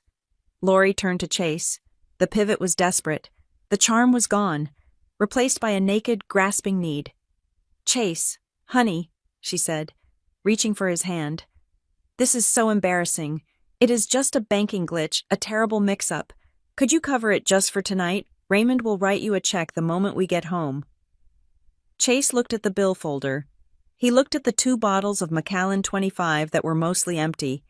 He looked at the half-eaten seafood tower. He did the math. This bill was likely more than his rent. He looked at Madison, who was staring at him with expectant eyes. Then he looked at his phone. It wasn't ringing. It wasn't vibrating. The screen was black. Oh, shoot, Chase said, tapping the blank screen. I have to take this. It is my boss. He said it is an emergency. He stood up so fast his chair scraped loudly against the floor. Chase? Madison asked, her voice small. I will be right back, Chase said. He didn't look at her. I just need to take this outside where it is quiet. He walked away. He didn't walk toward the patio. He walked toward the front door. He walked fast. We all watched him go. We all knew he wasn't coming back. The loyalty of a hanger-on lasts exactly as long as the free drinks do. The table was now an island of wreckage. Lori turned back to me. The transformation was complete. The sweet, helpless mother was gone. In her place was a woman with eyes like flint. Are you satisfied? She hissed. You drove him away. You humiliated your father. You ruined the anniversary. Is this what you wanted to punish us? The waiter was still standing there, holding the terminal, looking uncomfortable but determined to get paid. I opened my thin folder. I looked at my bill, $32. I pulled out my card, my real card, the black one made of anodized metal. I am not punishing you, I said. My voice was steady, but I felt a vibration in my chest, the release of a pressure that had been building for 10 years. Punishment implies I'm trying to teach you a lesson. I am not. I placed my card in my folder. Then what is this? Lori demanded, sweeping her hand over the declined cards and the massive bill. What do you call this? I am letting you meet yourselves, I said. The words landed in the center of the table. Raymond looked away, unable to hold my gaze. Madison was staring at the door where Chase had vanished, tears welling up in her eyes, not for the bill, but for the loss of her audience. You meet the version of yourselves that exists when I don't pay for the costumes. I continued, this is who you are. You are people who order $200 whiskey without $1 in the bank. You are people who invite a guest to dinner and expect your daughter to foot the bill without asking. You are strangers to reality. I handed my folder to the waiter. Please run this one. He took it with relief. Beep. Approved. I signed the slip. I added a generous tip. Because he was the only innocent person in this radius. I stood up. I picked up my coat. Natalie, Raymond said. His voice was a husk. It wasn't angry anymore. It was frightened. Natalie, you can't leave us here. We can't pay this. They will call the police. That sounds like a problem, I said, looking down at him. Responsible people usually have a solution for that. Please, Lori begged. It was a whisper, stripped of all manipulation, leaving only the raw fear of consequences. Nat, please. I looked at her. I searched for the guilt. I waited for that familiar tug in my gut that said, fix it, fix it, fix it. It wasn't there. The cord had been cut. Happy anniversary, I said. I turned and walked away. I didn't rush. I walked past the maitre d' stand. I walked out the heavy glass doors. I walked into the night. And for the first time in my life, I didn't look back to see if they were following. I knew they weren't. They were stuck in the booth, held captive by a piece of paper they had printed themselves. The drive away from the Argent Room was the longest 10 minutes of my life, not because of the distance, but because of the silence. It was a vacuum. I had just detonated a nuclear device in the middle of my family dynamic, and for the first few miles, the shockwave had not yet hit. Then, the fallout began. My phone, resting in the cup holder, lit up. Then again, it began to vibrate against the plastic with the persistence of a trapped insect. I did not look at it. I kept my eyes on the road, my hands at 10 and 2, driving with the careful precision of someone transporting something fragile. That fragile thing was my own newfound resolve. By the time I pulled into my driveway, the notifications were stacked like layers of sediment. I walked inside, locked the door, and sat on the couch next to Jonah. He was reading a book, but he closed it immediately. He didn't ask what happened. He just poured me a glass of water and waited. It is done, I said. They paid, he asked. I don't know, I replied. I left them with the bill. Jonah let out a low whistle. Okay, brace for impact. I picked up my phone. The messages were coming in waves, following the classic grief cycle of the narcissist losing their supply. First came the confusion. Where did you go, Lori? 8:42 p.m. Are you in the bathroom? The waiter is waiting. Madison. 8:43 p.m. Natalie. This isn't funny. Come back to the table. Raymond. 8:45 p. Then, the panic. They are threatening to call the police. Natalie. Pick up the phone. Lori. 8:55 p.m. My cards aren't working. I don't know why. You need to fix this. Raymond. 8:57 p.m. Then, the rage. You selfish bitch. Madison. 9:15 p.m. I cannot believe you would do this to your father on his anniversary. After everything we have done for you, you are sick. Lori. 9:20 p.m. Do not bother coming home for Christmas. You have humiliated this family. Raymond. 9:30 p.m. I read them all with a strange detachment, as if I were reading a case study for a psychology class. I didn't feel the familiar spike of cortisol. I didn't feel the urge to call and apologize, to smooth it over, to pay the peace tax. They are rewriting it already, I told Jonah, handing him the phone. He scrolled through the barrage. Look at this one from your mom. Over one dinner. She's already shrinking the timeline. I looked at the text he pointed to. I don't know what is going on with you lately, but ruining a family celebration over one dinner is a new low. We are family. We don't count pennies. One dinner, I repeated. She has erased 7 years of subsidies. She has erased $45,000. In her mind, tonight was an isolated incident of insanity on my part. That is how they survive, Jonah said, handing the phone back. If they admitted it was a pattern, they would have to admit they are predators. If it is just one dinner, then you are just petty. The next morning, the narrative had solidified.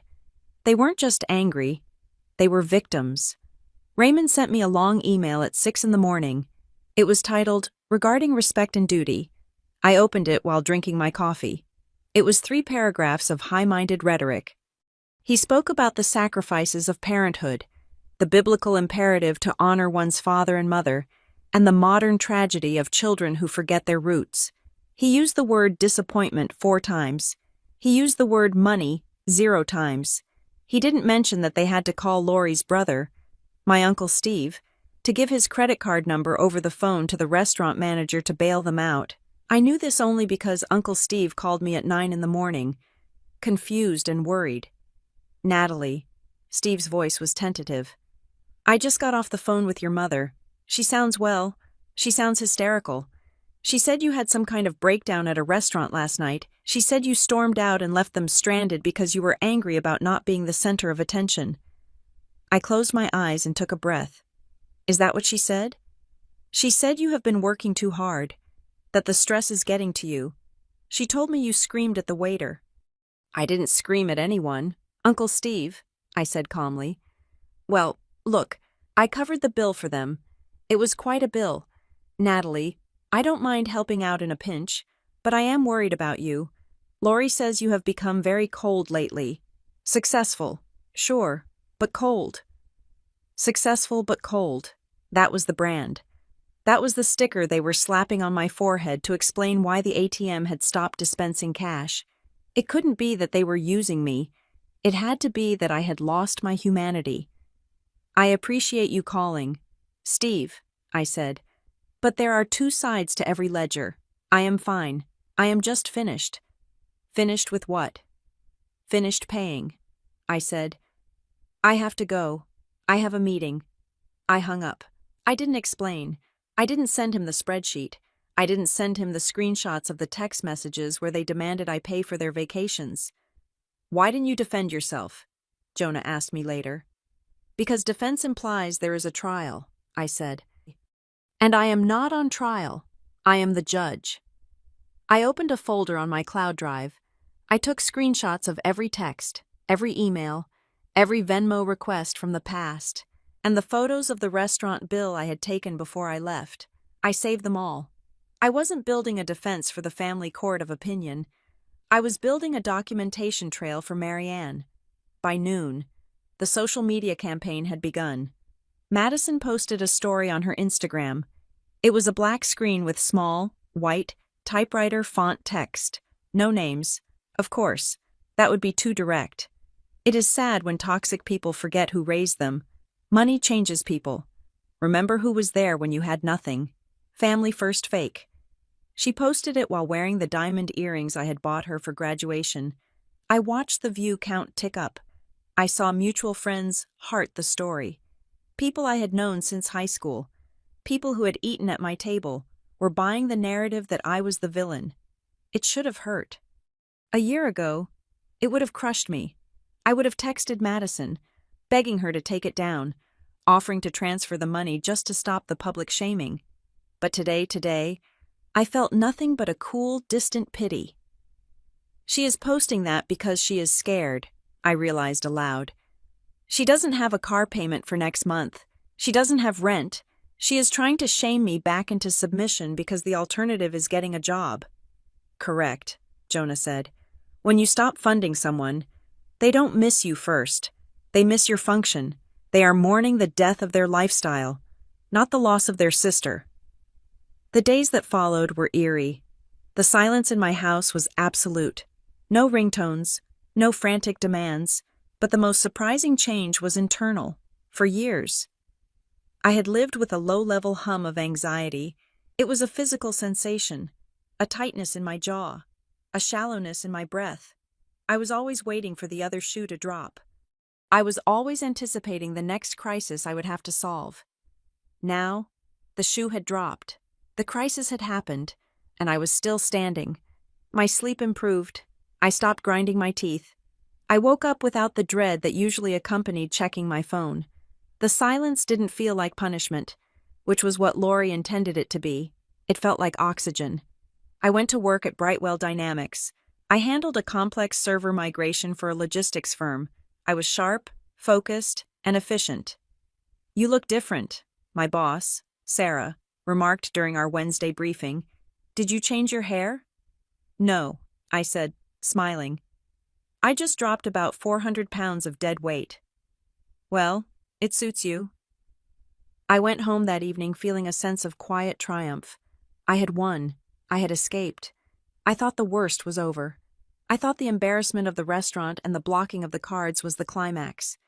I thought they would sulk for a few months and then eventually come back with their tails between their legs, ready to accept my new boundaries. I was naive. I forgot the first rule of cybersecurity. The threat you see is rarely the one that kills you. It was Thursday night, 8 days since the dinner. I was sitting on the patio, drinking tea, watching the fireflies in the backyard. The air was warm and smelled of jasmine. My phone buzzed. It wasn't a text. It wasn't an email. It was a push notification from the identity protection app I had installed on Marianne's advice. Alert new credit inquiry detected. I frowned. I hadn't applied for anything. I hadn't authorized a check. I unlocked the phone and opened the app. The screen refreshed. Pulling the data from the bureau. Inquiry type, hard pull. Creditor Lone Star Automotive Finance. Date today. Status blocked by user freeze. I stared at the screen. A car loan. Someone had tried to take out a car loan in my name. My heart didn't race. It slowed down. It was the cold, heavy beat of realization. This wasn't an accident. You don't accidentally apply for a car loan with someone else's social security number. You have to type it in. You have to sign a document claiming you are that person. I tapped for more details. The application had been submitted online.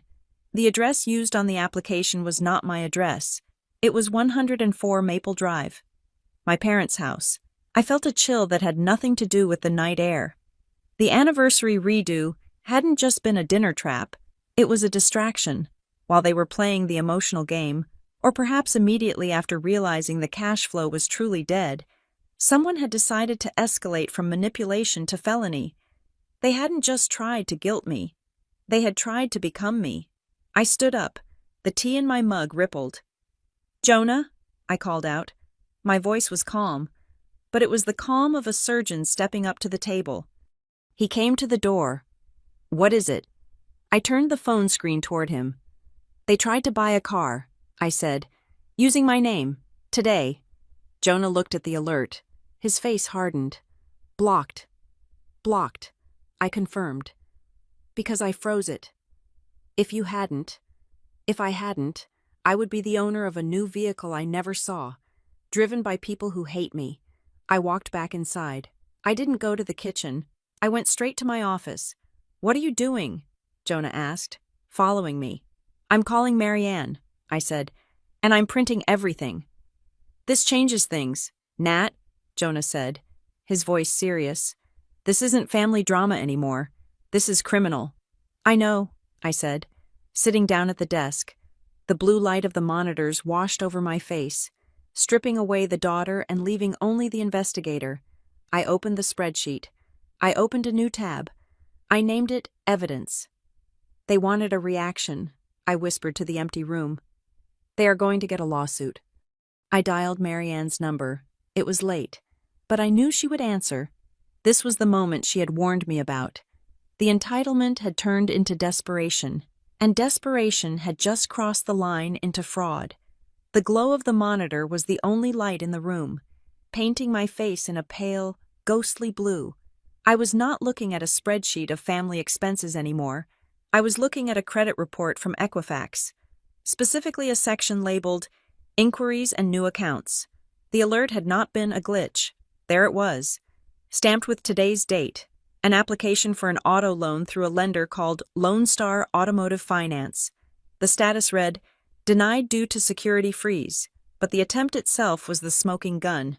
It was a hard inquiry, the kind that dents your score just by existing. I picked up my phone and dialed the customer service number for the lender. It was 8:15 at night, but their fraud department had a 24-hour line. "Lone Star Finance. This is Kevin," a tired voice answered. "Hello, Kevin. My name is Natalie Bennett. I received an alert regarding an application made in my name today. I did not make that application." The shift in Kevin's tone was immediate. The boredom vanished. replaced by a scripted caution. I see. I can look into that for you. Ms. Bennett, can you verify your social security number? I gave him the number. And your current address? 214 Elm Street. I said. There was a pause. The clicking of a keyboard came through the line. That is not the address we have on the application, ma'am, Kevin said. I closed my eyes. Let me guess. Is it 104 Maple Drive? Yes, it is, he confirmed. And the email address listed is nataliebennettfinance@gmail.com. I do not own that email address, I said. My voice was steady, shockingly so. Kevin, can you tell me what income was stated on the application? $180,000 a year, he read. They had overestimated, or maybe they just picked a number that sounded like success to them. And the employment. Brightwell Dynamics, senior operations lead. A cold knot tightened in my stomach. They knew my title. They didn't know what I did, but they knew the label. They had listened to me enough to steal my credibility, but not enough to respect my boundaries. Thank you. Kevin, please flag this as fraudulent. I will be filing a police report. Already flagged, ma'am. Since the credit bureau freeze was active, the system auto-rejected it, but you should know the applicant provided a driver's license number. My hand gripped the phone tighter. My driver's license number. Yes, I hung up. I stared at the wall. They had gone through my purse. At some point, maybe during the Christmas party last year, or perhaps when I left my bag in the kitchen to help with dishes, someone had taken my license out and photographed it. I called Marianne. She answered on the first ring, as if she were sitting by the phone waiting for the other shoe to drop. They crossed the line, I said. Tell me, she commanded. I gave her the details, the lender, the address, the fake email, the income declaration. Okay, Marianne said. Her voice was devoid of sympathy, which was exactly what I needed. She sounded like a surgeon assessing a trauma. This is not a family dispute anymore, Natalie. This is identity theft. It is a federal crime. We are done playing defense. I know. I need you to pull your physical files, Marianne instructed. If they tried this today, it is because they are desperate. And if they are desperate today, they have probably been desperate before. I want you to audit everything. Every lease, every co-signed document, every insurance policy from the last 5 years. Look for the cracks. I will, I said. And Natalie. Yes. Do not call them. Do not text them. If they reach out, you do not answer. You are building a case for a prosecutor, not a therapist. Any communication from this point forward is evidence. I spent the next 3 hours turning my home office upside down. I pulled boxes from the closet. I opened old tax files. I found a folder labeled Family Medical that I hadn't touched in 3 years. Inside, buried beneath old vaccination records and a copy of my birth certificate, I found a document from 4 years ago. It was a lease agreement for an apartment Madison had rented in Austin during her brief attempt at finding herself. I remembered this. Lori had called me, frantic, saying the leasing office needed a character reference and a proof of income just to verify she had a stable family. They had faxed me a sheet. I had signed the bottom of a page that looked like a standard guarantor form. Assuming it was a formality, I unfolded the document. I looked at the signature page. There was my signature, Natalie Bennett, but it wasn't my signature. The N was too looped. The T's were crossed with a flourish I never used. I looked closer. The ink pressure was uneven, hesitant, as if someone had practiced it a dozen times on a scrap piece of paper before committing to the line. I compared it to my actual signature on a check on my desk. The difference was subtle to a layman, perhaps, but to me, it was screaming. I flipped to the first page. It wasn't a character reference. It was a co-signer agreement with full liability. They hadn't just used me to get the apartment. They had forged my consent to ensure I was on the hook if Madison bailed. And she had bailed. 6 months early. I remembered helping with the lease break fee, thinking I was being a generous sister. In reality, I was legally obligated to pay it because of a signature I hadn't written. The pattern shifted in my mind. The data points rearranged themselves into a terrifying new picture. The dinners at the Argent Room, the vacations, the emergency repairs. It wasn't just entitlement, it was cash flow management. My parents weren't just living beyond their means, they were insolvent. They were juggling debts, moving money from one credit card to pay the minimum on another, using my gifts to plug the leaks in a sinking ship. The expectation that I would pay for dinner wasn't just bad manners, it was a necessity. They literally did not have the liquidity to cover a $600 meal, but they needed to be seen eating it to maintain the illusion that they could. They were running a Ponzi scheme, and I was the investors. The next morning, I did not go to work. I took a personal day. I put on a charcoal gray suit, my armor. I drove to the local branch of the bank that Lone Star Automotive Finance used for their local underwriting.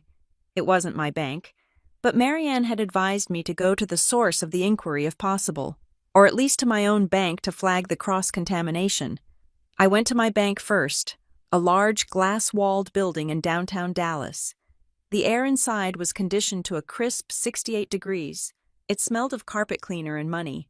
I sat across from a fraud specialist named Mrs. Higgins. She was a woman in her 50s with glasses on a chain and a demeanor that suggested she had seen every variety of human deceit. "I need to place a pervasive fraud alert," I told her, "and I need to review a specific inquiry." She typed on her keyboard. The sound was rhythmic, soothing. "I see the alert from Equifax," she said. "The auto loan application. It was blocked, but the data packet is here." "Can you see the asset?" I asked. "What were they trying to buy?" Mrs. Higgins squinted at the screen. "It looks like a financing request for a Land Rover Defender, the 110 model, black exterior. Price, $84,900, plus taxes and fees." I sat back in the chair. The room felt very still. A Land Rover. Madison had been talking about that car for months. She called it her dream aesthetic. She posted pictures of them on her Pinterest board. They weren't trying to buy a used sedan to get to work. They were trying to finance an $85,000 luxury tank using my credit, likely to drive it to the club and show off to people they hated. "And the co-applicant?" I asked, though I knew the answer. "There is no co-applicant," Mrs. Higgins said. "You were listed as the primary borrower. Madison Bennett was listed as the authorized driver." "I see. Ms. Bennett," Mrs. Higgins said, taking off her glasses. She looked at me with a kind of professional pity that was far more devastating than any hug. "This was not a mistake. The application included your social, your previous address, and your driver's license number. Whoever did this had access to your physical documents." "I know who did it," I said.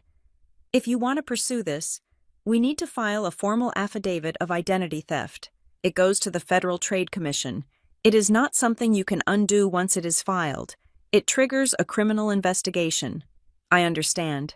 It often involves family members," she added gently. "I understand," I repeated. I looked at the pen on the desk. It was a cheap ballpoint with the bank's logo. It was the only weapon I had left. "Give me the forms," I said. I spent the next hour filling out paperwork. I listed the unauthorized inquiry. I listed the forged lease agreement I had found, attaching a copy I had made. I listed the credit card account Madison had been an authorized user on, noting the charges I hadn't approved but had paid to avoid conflict. I was systematizing their destruction. When I walked out of the bank, the sun was blindingly bright.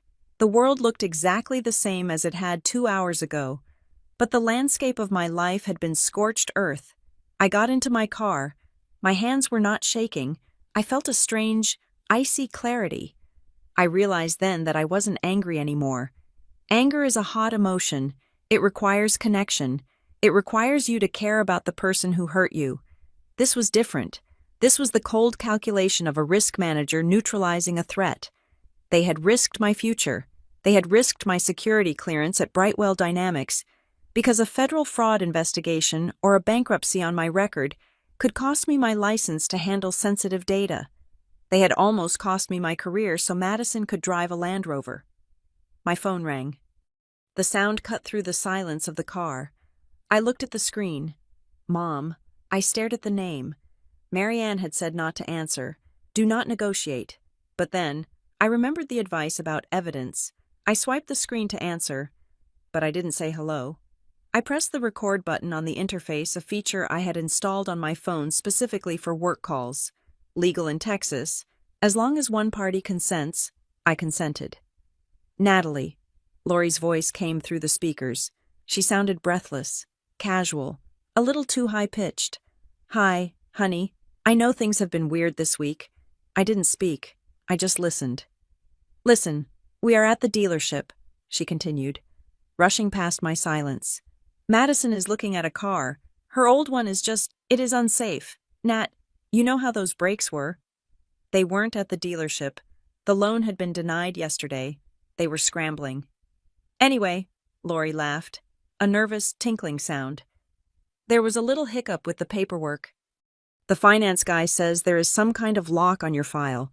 It is probably just a mistake because you traveled recently. She paused. She was waiting for me to jump in, to offer to fix it, to apologize for the inconvenience. We just need you to sign something, she said, her voice dropping to that gentle, persuasive tone she used to ask for money. They can fax it to you, or we can drive it over. It is not a big deal. Just a formality so Madison can drive off the lot today. It is really urgent, honey. They have another buyer looking at it. It was a lie. There was no other buyer. There was only the desperation of people who had already spent the social capital of a car they didn't own. It is not a big deal, she repeated. Just a signature. I looked at the bank affidavit on the passenger seat. The ink was still fresh. Natalie, are you there? I am here, I said. Oh, good. So, can we bring the paper over? We can be there in 20 minutes. No, I said. What do you mean? No, Natalie. Don't be difficult. Madison needs this car for work. Madison didn't have a job. I am not signing anything. Mom, I said. And the lock isn't a mistake. There was a silence on the line, a long, heavy silence where the pretense finally evaporated. What did you do? Lori asked. Her voice was unrecognizable. It was low, guttural. I did what responsible people do, I said. I protected my assets. You are going to fix this, she hissed. Right now, or so help me God, Natalie. Or what? I asked softly. You will punish me. You have nothing left to take. I hung up. I sat there for a moment, watching the traffic pass by on the main road. They weren't going to stop. Lori's call confirmed it. They weren't ashamed of getting caught. They were angry that the lock worked. They planned to escalate. They would come to my house. They would try to force the signature. But they didn't know I had already filed the report. I put the car in gear. I wasn't going home to hide. I was going to Marianne's office to hand over the recording. The procedural thriller wasn't over. We were just moving to the third act. The dining table in my house is a reclaimed wood piece I bought 3 years ago. It is sturdy, simple, and unpretentious. Tonight, however, it looked less like a place for a meal and more like a deposition table. There were no placemats. There were no wine glasses. There was only a pitcher of ice water, 4 clear tumblers, and 4 neatly stacked binders. At the head of the table, facing the empty chairs, was my laptop. On the screen, magnified via a high-definition webcam, was Marianne Cole. She was sitting in her office against a backdrop of law books, wearing a blazer that looked sharp enough to cut glass. She was mute for now, observing the room like a sentinel. I had texted them an invitation that morning. Come over for dinner. We need to reset. They interpreted reset as capitulation. They thought the silence of the last few days was my resolve breaking. They thought I was inviting them over to open my checkbook again. When the doorbell rang at 7 o'clock, I took a deep breath. I checked my pulse on my wrist. It was steady, 70 beats per minute. I wasn't the defendant tonight. I was the prosecutor. I opened the door. Lori was the first one in, carrying a store-bought apple pie. It was a prop, a peace offering that cost $5 to smooth over a 5-figure betrayal. Raymond followed, looking stiff but relieved, wearing a polo shirt that was tucked in a little too tight. Madison trailed behind, wearing oversized sunglasses even though it was dusk, looking bored and irritated. "Oh, honey," Lori said, moving to hug me. "I am so glad you came to your senses. We were just sick about this whole misunderstanding." I stepped back, avoiding the hug. "Come in. Have a seat." They walked into the dining room. They stopped when they saw the table. They stopped when they saw the binders. They stopped when they saw Marianne's unsmiling face on the monitor. "What is this?" Raymond asked, his voice hardening. "I thought we were having dinner." "We are having a meeting," I said, closing the door behind them. "The food comes after the terms are agreed upon. Sit down." "Who is she?" Madison asked, pointing a manicured nail at the screen. "My name is Marianne Cole," Marianne's voice projected clearly from the speakers. "I am Natalie's legal counsel. I am present tonight as a neutral financial mediator to witness this conversation. This meeting is being recorded for documentation purposes." "Legal counsel?" Lori laughed, a nervous, high-pitched sound. "Natalie, this is ridiculous. We are family. You don't bring a lawyer to a family dinner." "You do when the family commits identity theft," I said. The room went dead silent. The air conditioner hummed, sounding like a jet engine in the quiet. I walked to the head of the table and stood next to the laptop. "Sit down," I repeated, "or you can leave, and Marianne will file the police report she has drafted on her desk right now." They sat. Raymond took the chair opposite me. Lori sat to his right, clutching her purse. Madison slumped into the chair on the left, crossing her arms. "Open the binders," I instructed. "I am not reading this," Raymond spat, pushing the binder away. "I am your father, Natalie. I demand respect. And I demand security," I countered. "Open it to page 1. I didn't wait for them to comply. I opened my own master copy. "Page 1, I began, my voice devoid of inflection. "A timeline of financial transfers from Natalie Bennett to Raymond and Lori Bennett, spanning 7 years, total aggregate value $45,320. "That number is inflated," Raymond stammered. "You are counting birthday gifts. You are counting shared meals." "I am counting bills I paid that were in your name," I corrected. "I am counting the loans for the business that never launched. I am counting the vacations I subsidized but didn't attend." Lori's eyes welled up with tears. It was a reflex, a defense mechanism she had perfected over decades. "We raised you, Natalie. We sacrificed everything for you, and now you are tallying up every penny." "It is so cold. It is so heartless." "Page 4, I continued, ignoring her tears completely. I didn't hand her a tissue. I didn't soften my stance. "The credit inquiry dated 2 days ago, Lone Star Automotive Finance, applicant Natalie Bennett, income stated $180,000. I looked at Madison. She was staring at the ceiling, chewing gum. "Madison," I said. She didn't look down. "Madison," I said, sharper this time. "What?" she snapped. "I don't know what you are talking about." "You tried to buy a Land Rover Defender," I said. "You used my social security number. You used my driver's license number." "I didn't," she lied. Her voice was flat, practiced. "It was probably a glitch. Or maybe Mom did it. Why do you always blame me?" "Because the email address used on the application was maddybstar@gmail.com, I said. "And the IP address traces back to your iPhone." Madison's face flushed pink. "So I was just checking rates. I wasn't actually going to buy it without asking." "You submitted a hard credit pull," Marianne interjected from the screen. "That is an intent to purchase. That is wire fraud." "Stop bullying her," Lori cried out, slamming her hand on the table. "She is just a child. Natalie. She doesn't understand these things." "She is 24 years old," I said. "She is not a child. She is a felon in training." "Don't you dare call your sister a felon." Raymond stood up, his face purple. "You think you are so high and mighty with your corporate job and your lawyer? You think you are better than us?" "I think I am solvent," I said quietly. And I think you are drowning. I flipped to the next section of the binder. Page 10, I said. The co-signed lease for the Austin apartment. The signature is a forgery. Raymond sat back down slowly.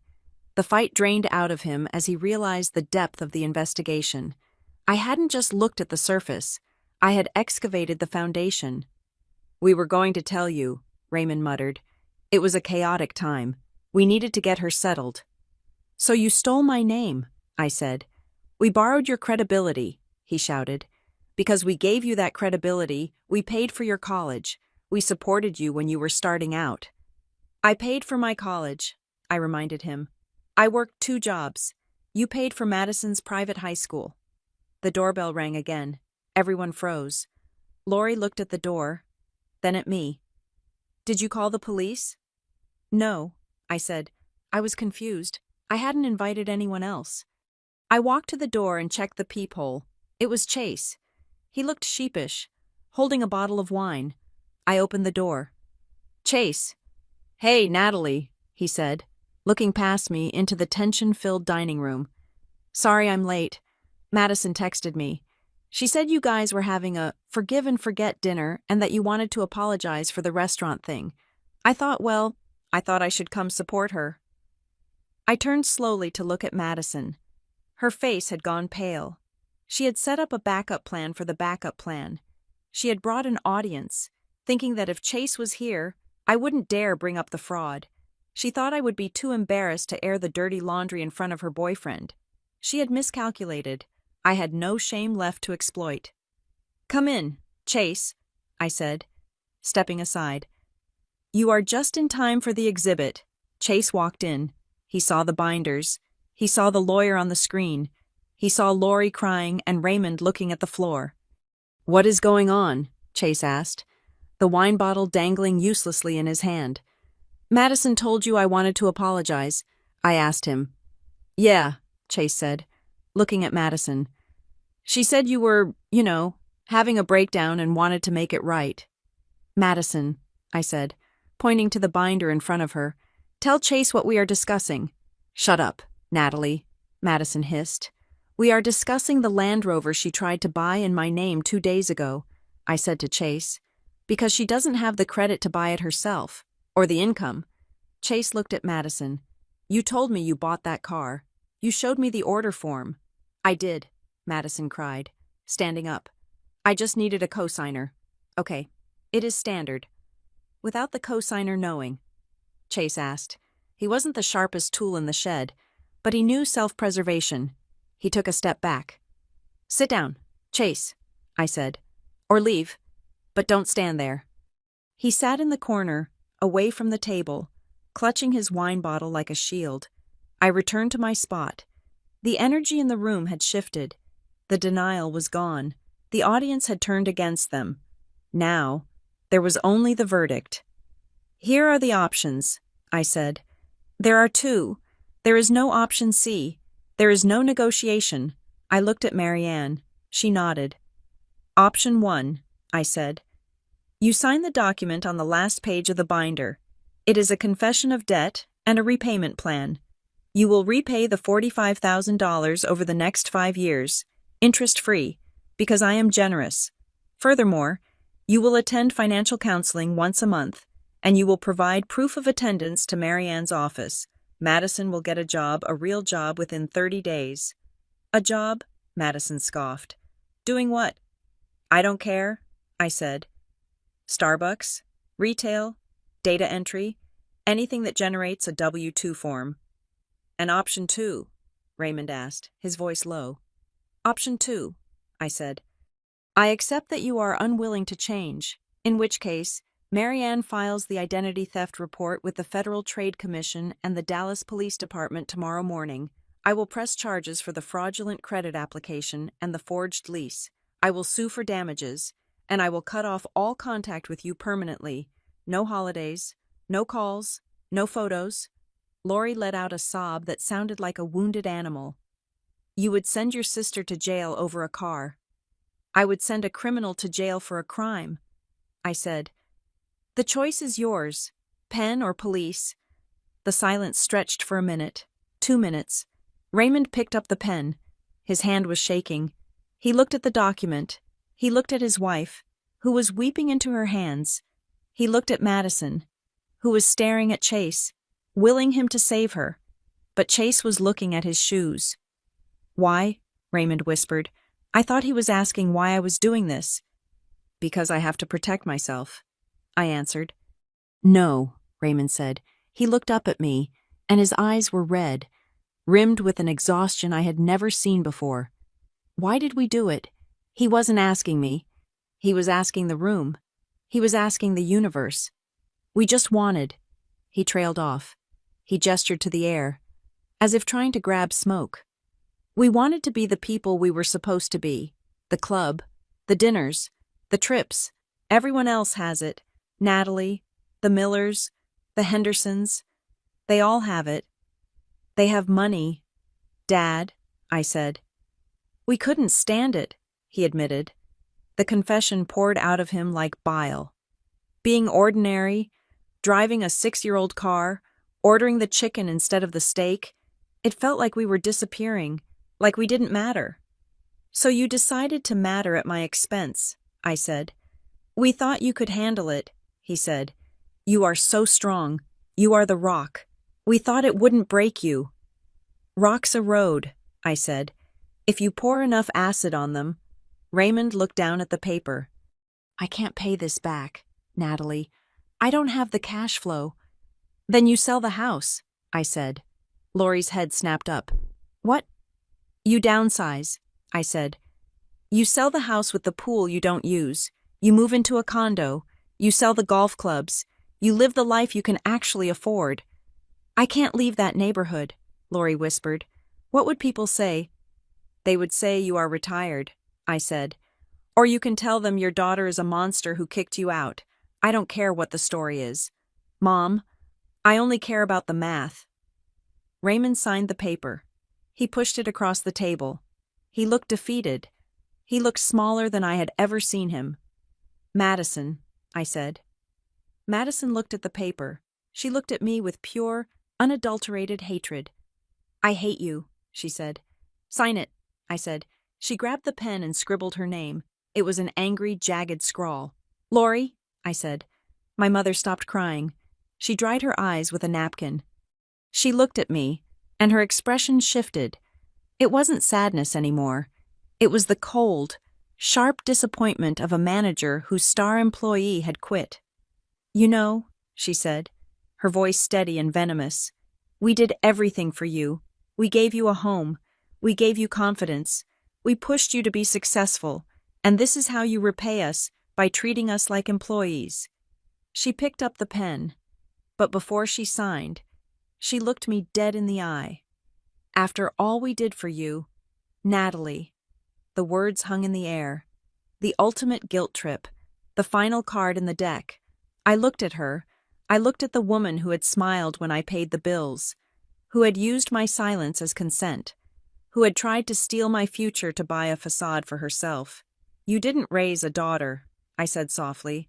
I leaned in, ensuring she heard every syllable. "You raised a backup plan." Lori flinched as if I had slapped her. She looked down and signed the paper. "Get out," I said. They stood up. They didn't say goodbye. Chase scrambled up and followed them out, muttering a quick sorry to me as he passed. I watched them leave. I watched the door close. I heard the lock click. "Did you get all that?" I asked the laptop. "Every word," Marianne said. "The document is legally binding now.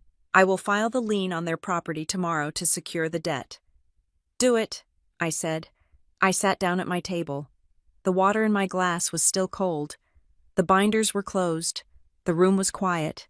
It wasn't a happy ending, but it was a truthful one. And for the first time in my life, the truth was the only thing on the menu. 3 days after the signing of the repayment agreement, Brightwell Dynamics hosted its annual client open house. It is a prestigious event, a night where we showcase our capabilities to defense contractors and corporate partners. The lobby is transformed from a sterile security checkpoint into a gallery of innovation, with servers humming behind glass walls and hors d'oeuvres circulating on silver trays. I was standing near the encryption demonstration, holding a glass of sparkling water. Speaking with a prospective client from a logistics firm in Houston, I felt confident. I felt secure. I felt like the person I was supposed to be when I wasn't carrying the weight of 3 other adults on my back. Then, I heard the voice. It was not loud. At first, it was the specific, sharp frequency that had conditioned me since childhood to straighten my spine and hold my breath. Well, I am sure she is here somewhere. She is the senior operations lead. After all, unless she is hiding from her own mother. I froze. I turned slowly toward the entrance. Lori and Raymond were standing at the check-in desk. They were dressed for a gala. Raymond was wearing his tuxedo, which was slightly yellowed with age, and Lori was in a sequined gown that was far too aggressive for a corporate mixer. They looked like they were attending a wedding on a cruise ship. They had not been invited. The guest list was strictly controlled. But narcissists view no trespassing signs as suggestions for other people. "Ma'am, if your name is not on the list, I cannot admit you," the security guard at the desk said politely. "I am her mother," Lori announced, her voice rising to that theatrical pitch she used when she wanted an audience. She turned to the room, scanning the crowd. Natalie, darling, why are you making the security guard harass us?" The conversation in the lobby faltered. Heads turned. This was exactly what they wanted. They were deploying the nuclear weapon of social embarrassment. They knew that in my world, professionalism was currency, and they were threatening to devalue it by making a scene. They expected me to rush over, apologize, and usher them inside to silence them, thereby granting them access and control. It was the oldest play in their book: make a mess, and watch Natalie clean it up. But they had forgotten where we were. This was not a steakhouse. This was Brightwell Dynamics. Control is what we sell. I did not rush. I did not look flushed. I tapped the small earpiece I wore for the event. "Control, this is Bennett," I said, my voice low and steady. "We have 2 unauthorized entries at the front desk. Disruptive behavior. Isolate and escort to conference room B. Do not engage physically unless they escalate." "Copy that, Ms. Bennett." The voice of the head of security crackled in my ear. I excused myself from the client with a calm smile. "My apologies.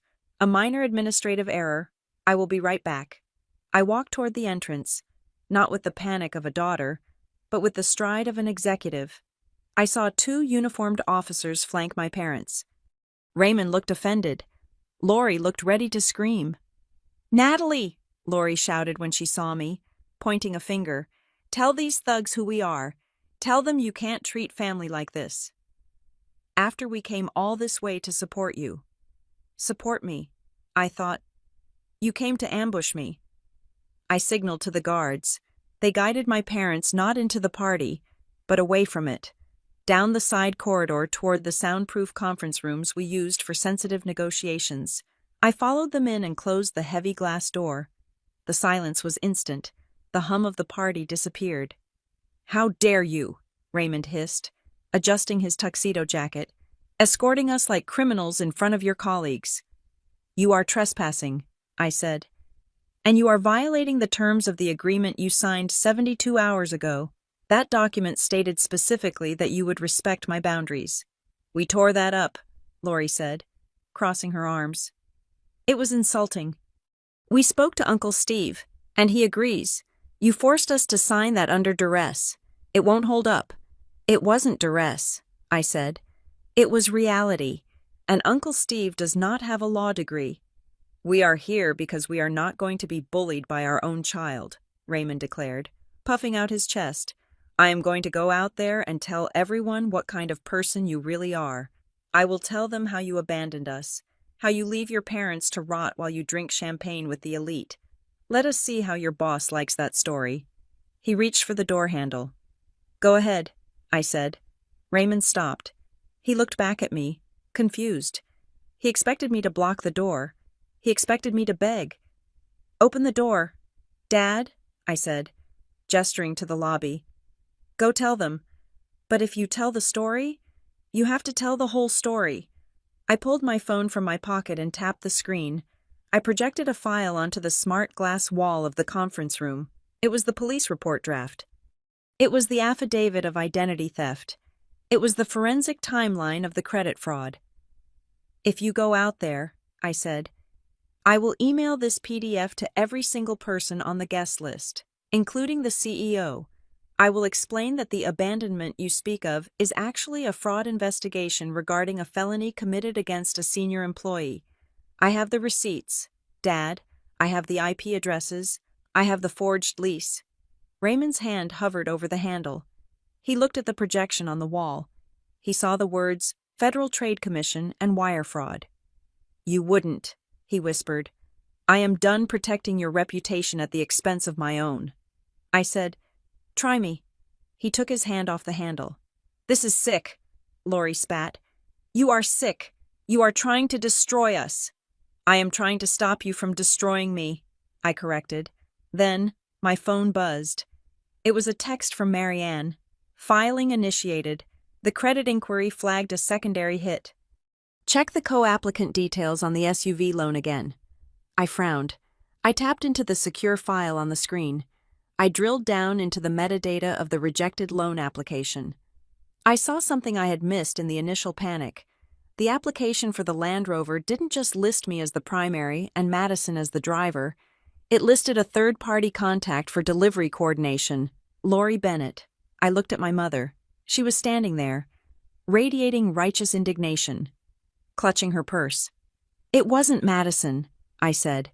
The realization hit me with the force of a physical blow. It wasn't just that Madison was spoiled. It was that she was a puppet. "Madison didn't apply for that car," I said, my voice dropping to a whisper. "She doesn't know how to fill out a credit application. She doesn't know my social security number by heart. But you do, Mom. You have it in your old files from when you set up my savings account when I was 10.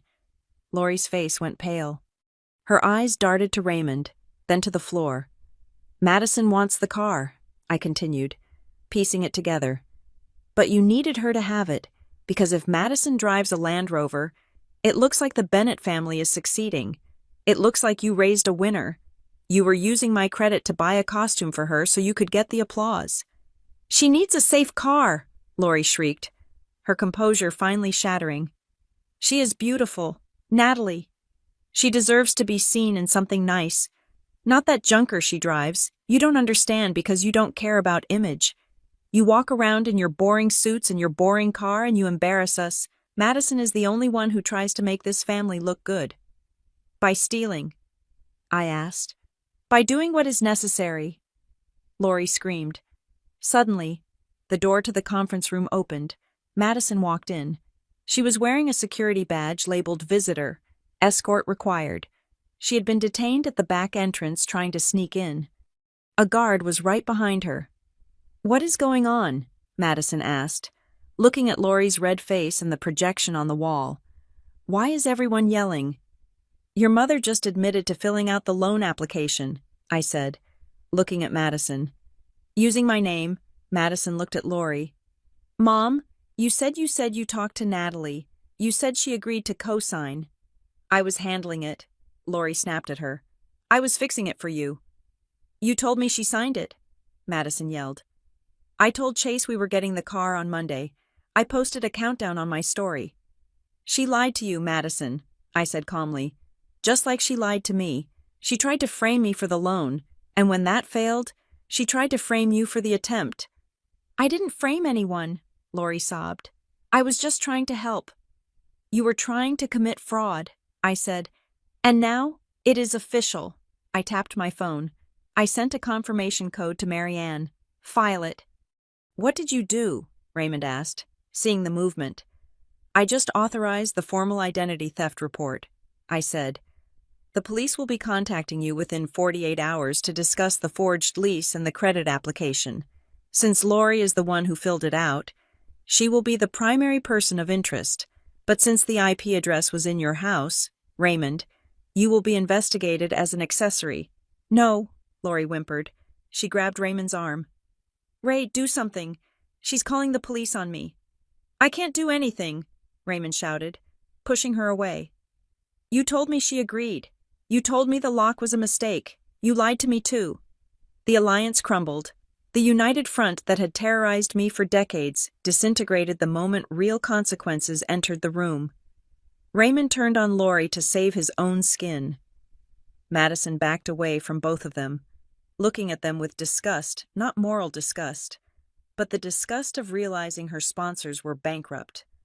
I am leaving, Madison announced. I am not getting arrested because you guys are crazy. Madison, wait, Lori cried, reaching for her. Don't touch me, Madison hissed. You made me look like an idiot. She turned and walked out the door, past the security guard. She didn't look at me. She just ran. I looked at my parents. They stood on opposite sides of the small room, separated by the wreckage of their own lies, the luxury certainty they had lived in the belief that they could always talk or spend their way out of trouble was gone. In its place was the cold, hard reality of legal exposure. Your cards are going to be closed, I told them. The banks review accounts when a fraud alert is filed against a family member. They will see the risk. The loans will be called in. The house of cards is coming down. Natalie, Raymond said. His voice was broken. He looked old. Please, we are your parents. Then act like it, I said. But you will do it from a distance. I walked to the door. I held it open. I am offering you a final boundary, I said. If you cooperate with the repayment plan, which is now non-negotiable, and if you attend the counseling, I will ask the district attorney not to pursue jail time. I will ask for probation and restitution. But if you come to my work again, if you try to shame me in public again, or if you ask me for a single dollar, I will let the system eat you alive. We understand, Raymond whispered. Lori couldn't speak. She was just weeping, mourning the loss of the image she loved more than her daughter. Security will escort you out, I said. I watched them walk down the hallway. They didn't walk with their heads high. They walked like people who had nowhere left to go. I returned to the party. I picked up my sparkling water. The bubbles were still rising. The client from Houston was still waiting near the encryption display. Everything all right? He asked. You look intense. Just handling a breach, I said, taking a sip. It is contained now. I finished the event. I shook hands. I smiled. I did my job. When I drove home that night, the city of Dallas was a grid of lights spread out before me. Usually, looking at the city made me feel small, anxious about all the things I needed to do to keep my place in it.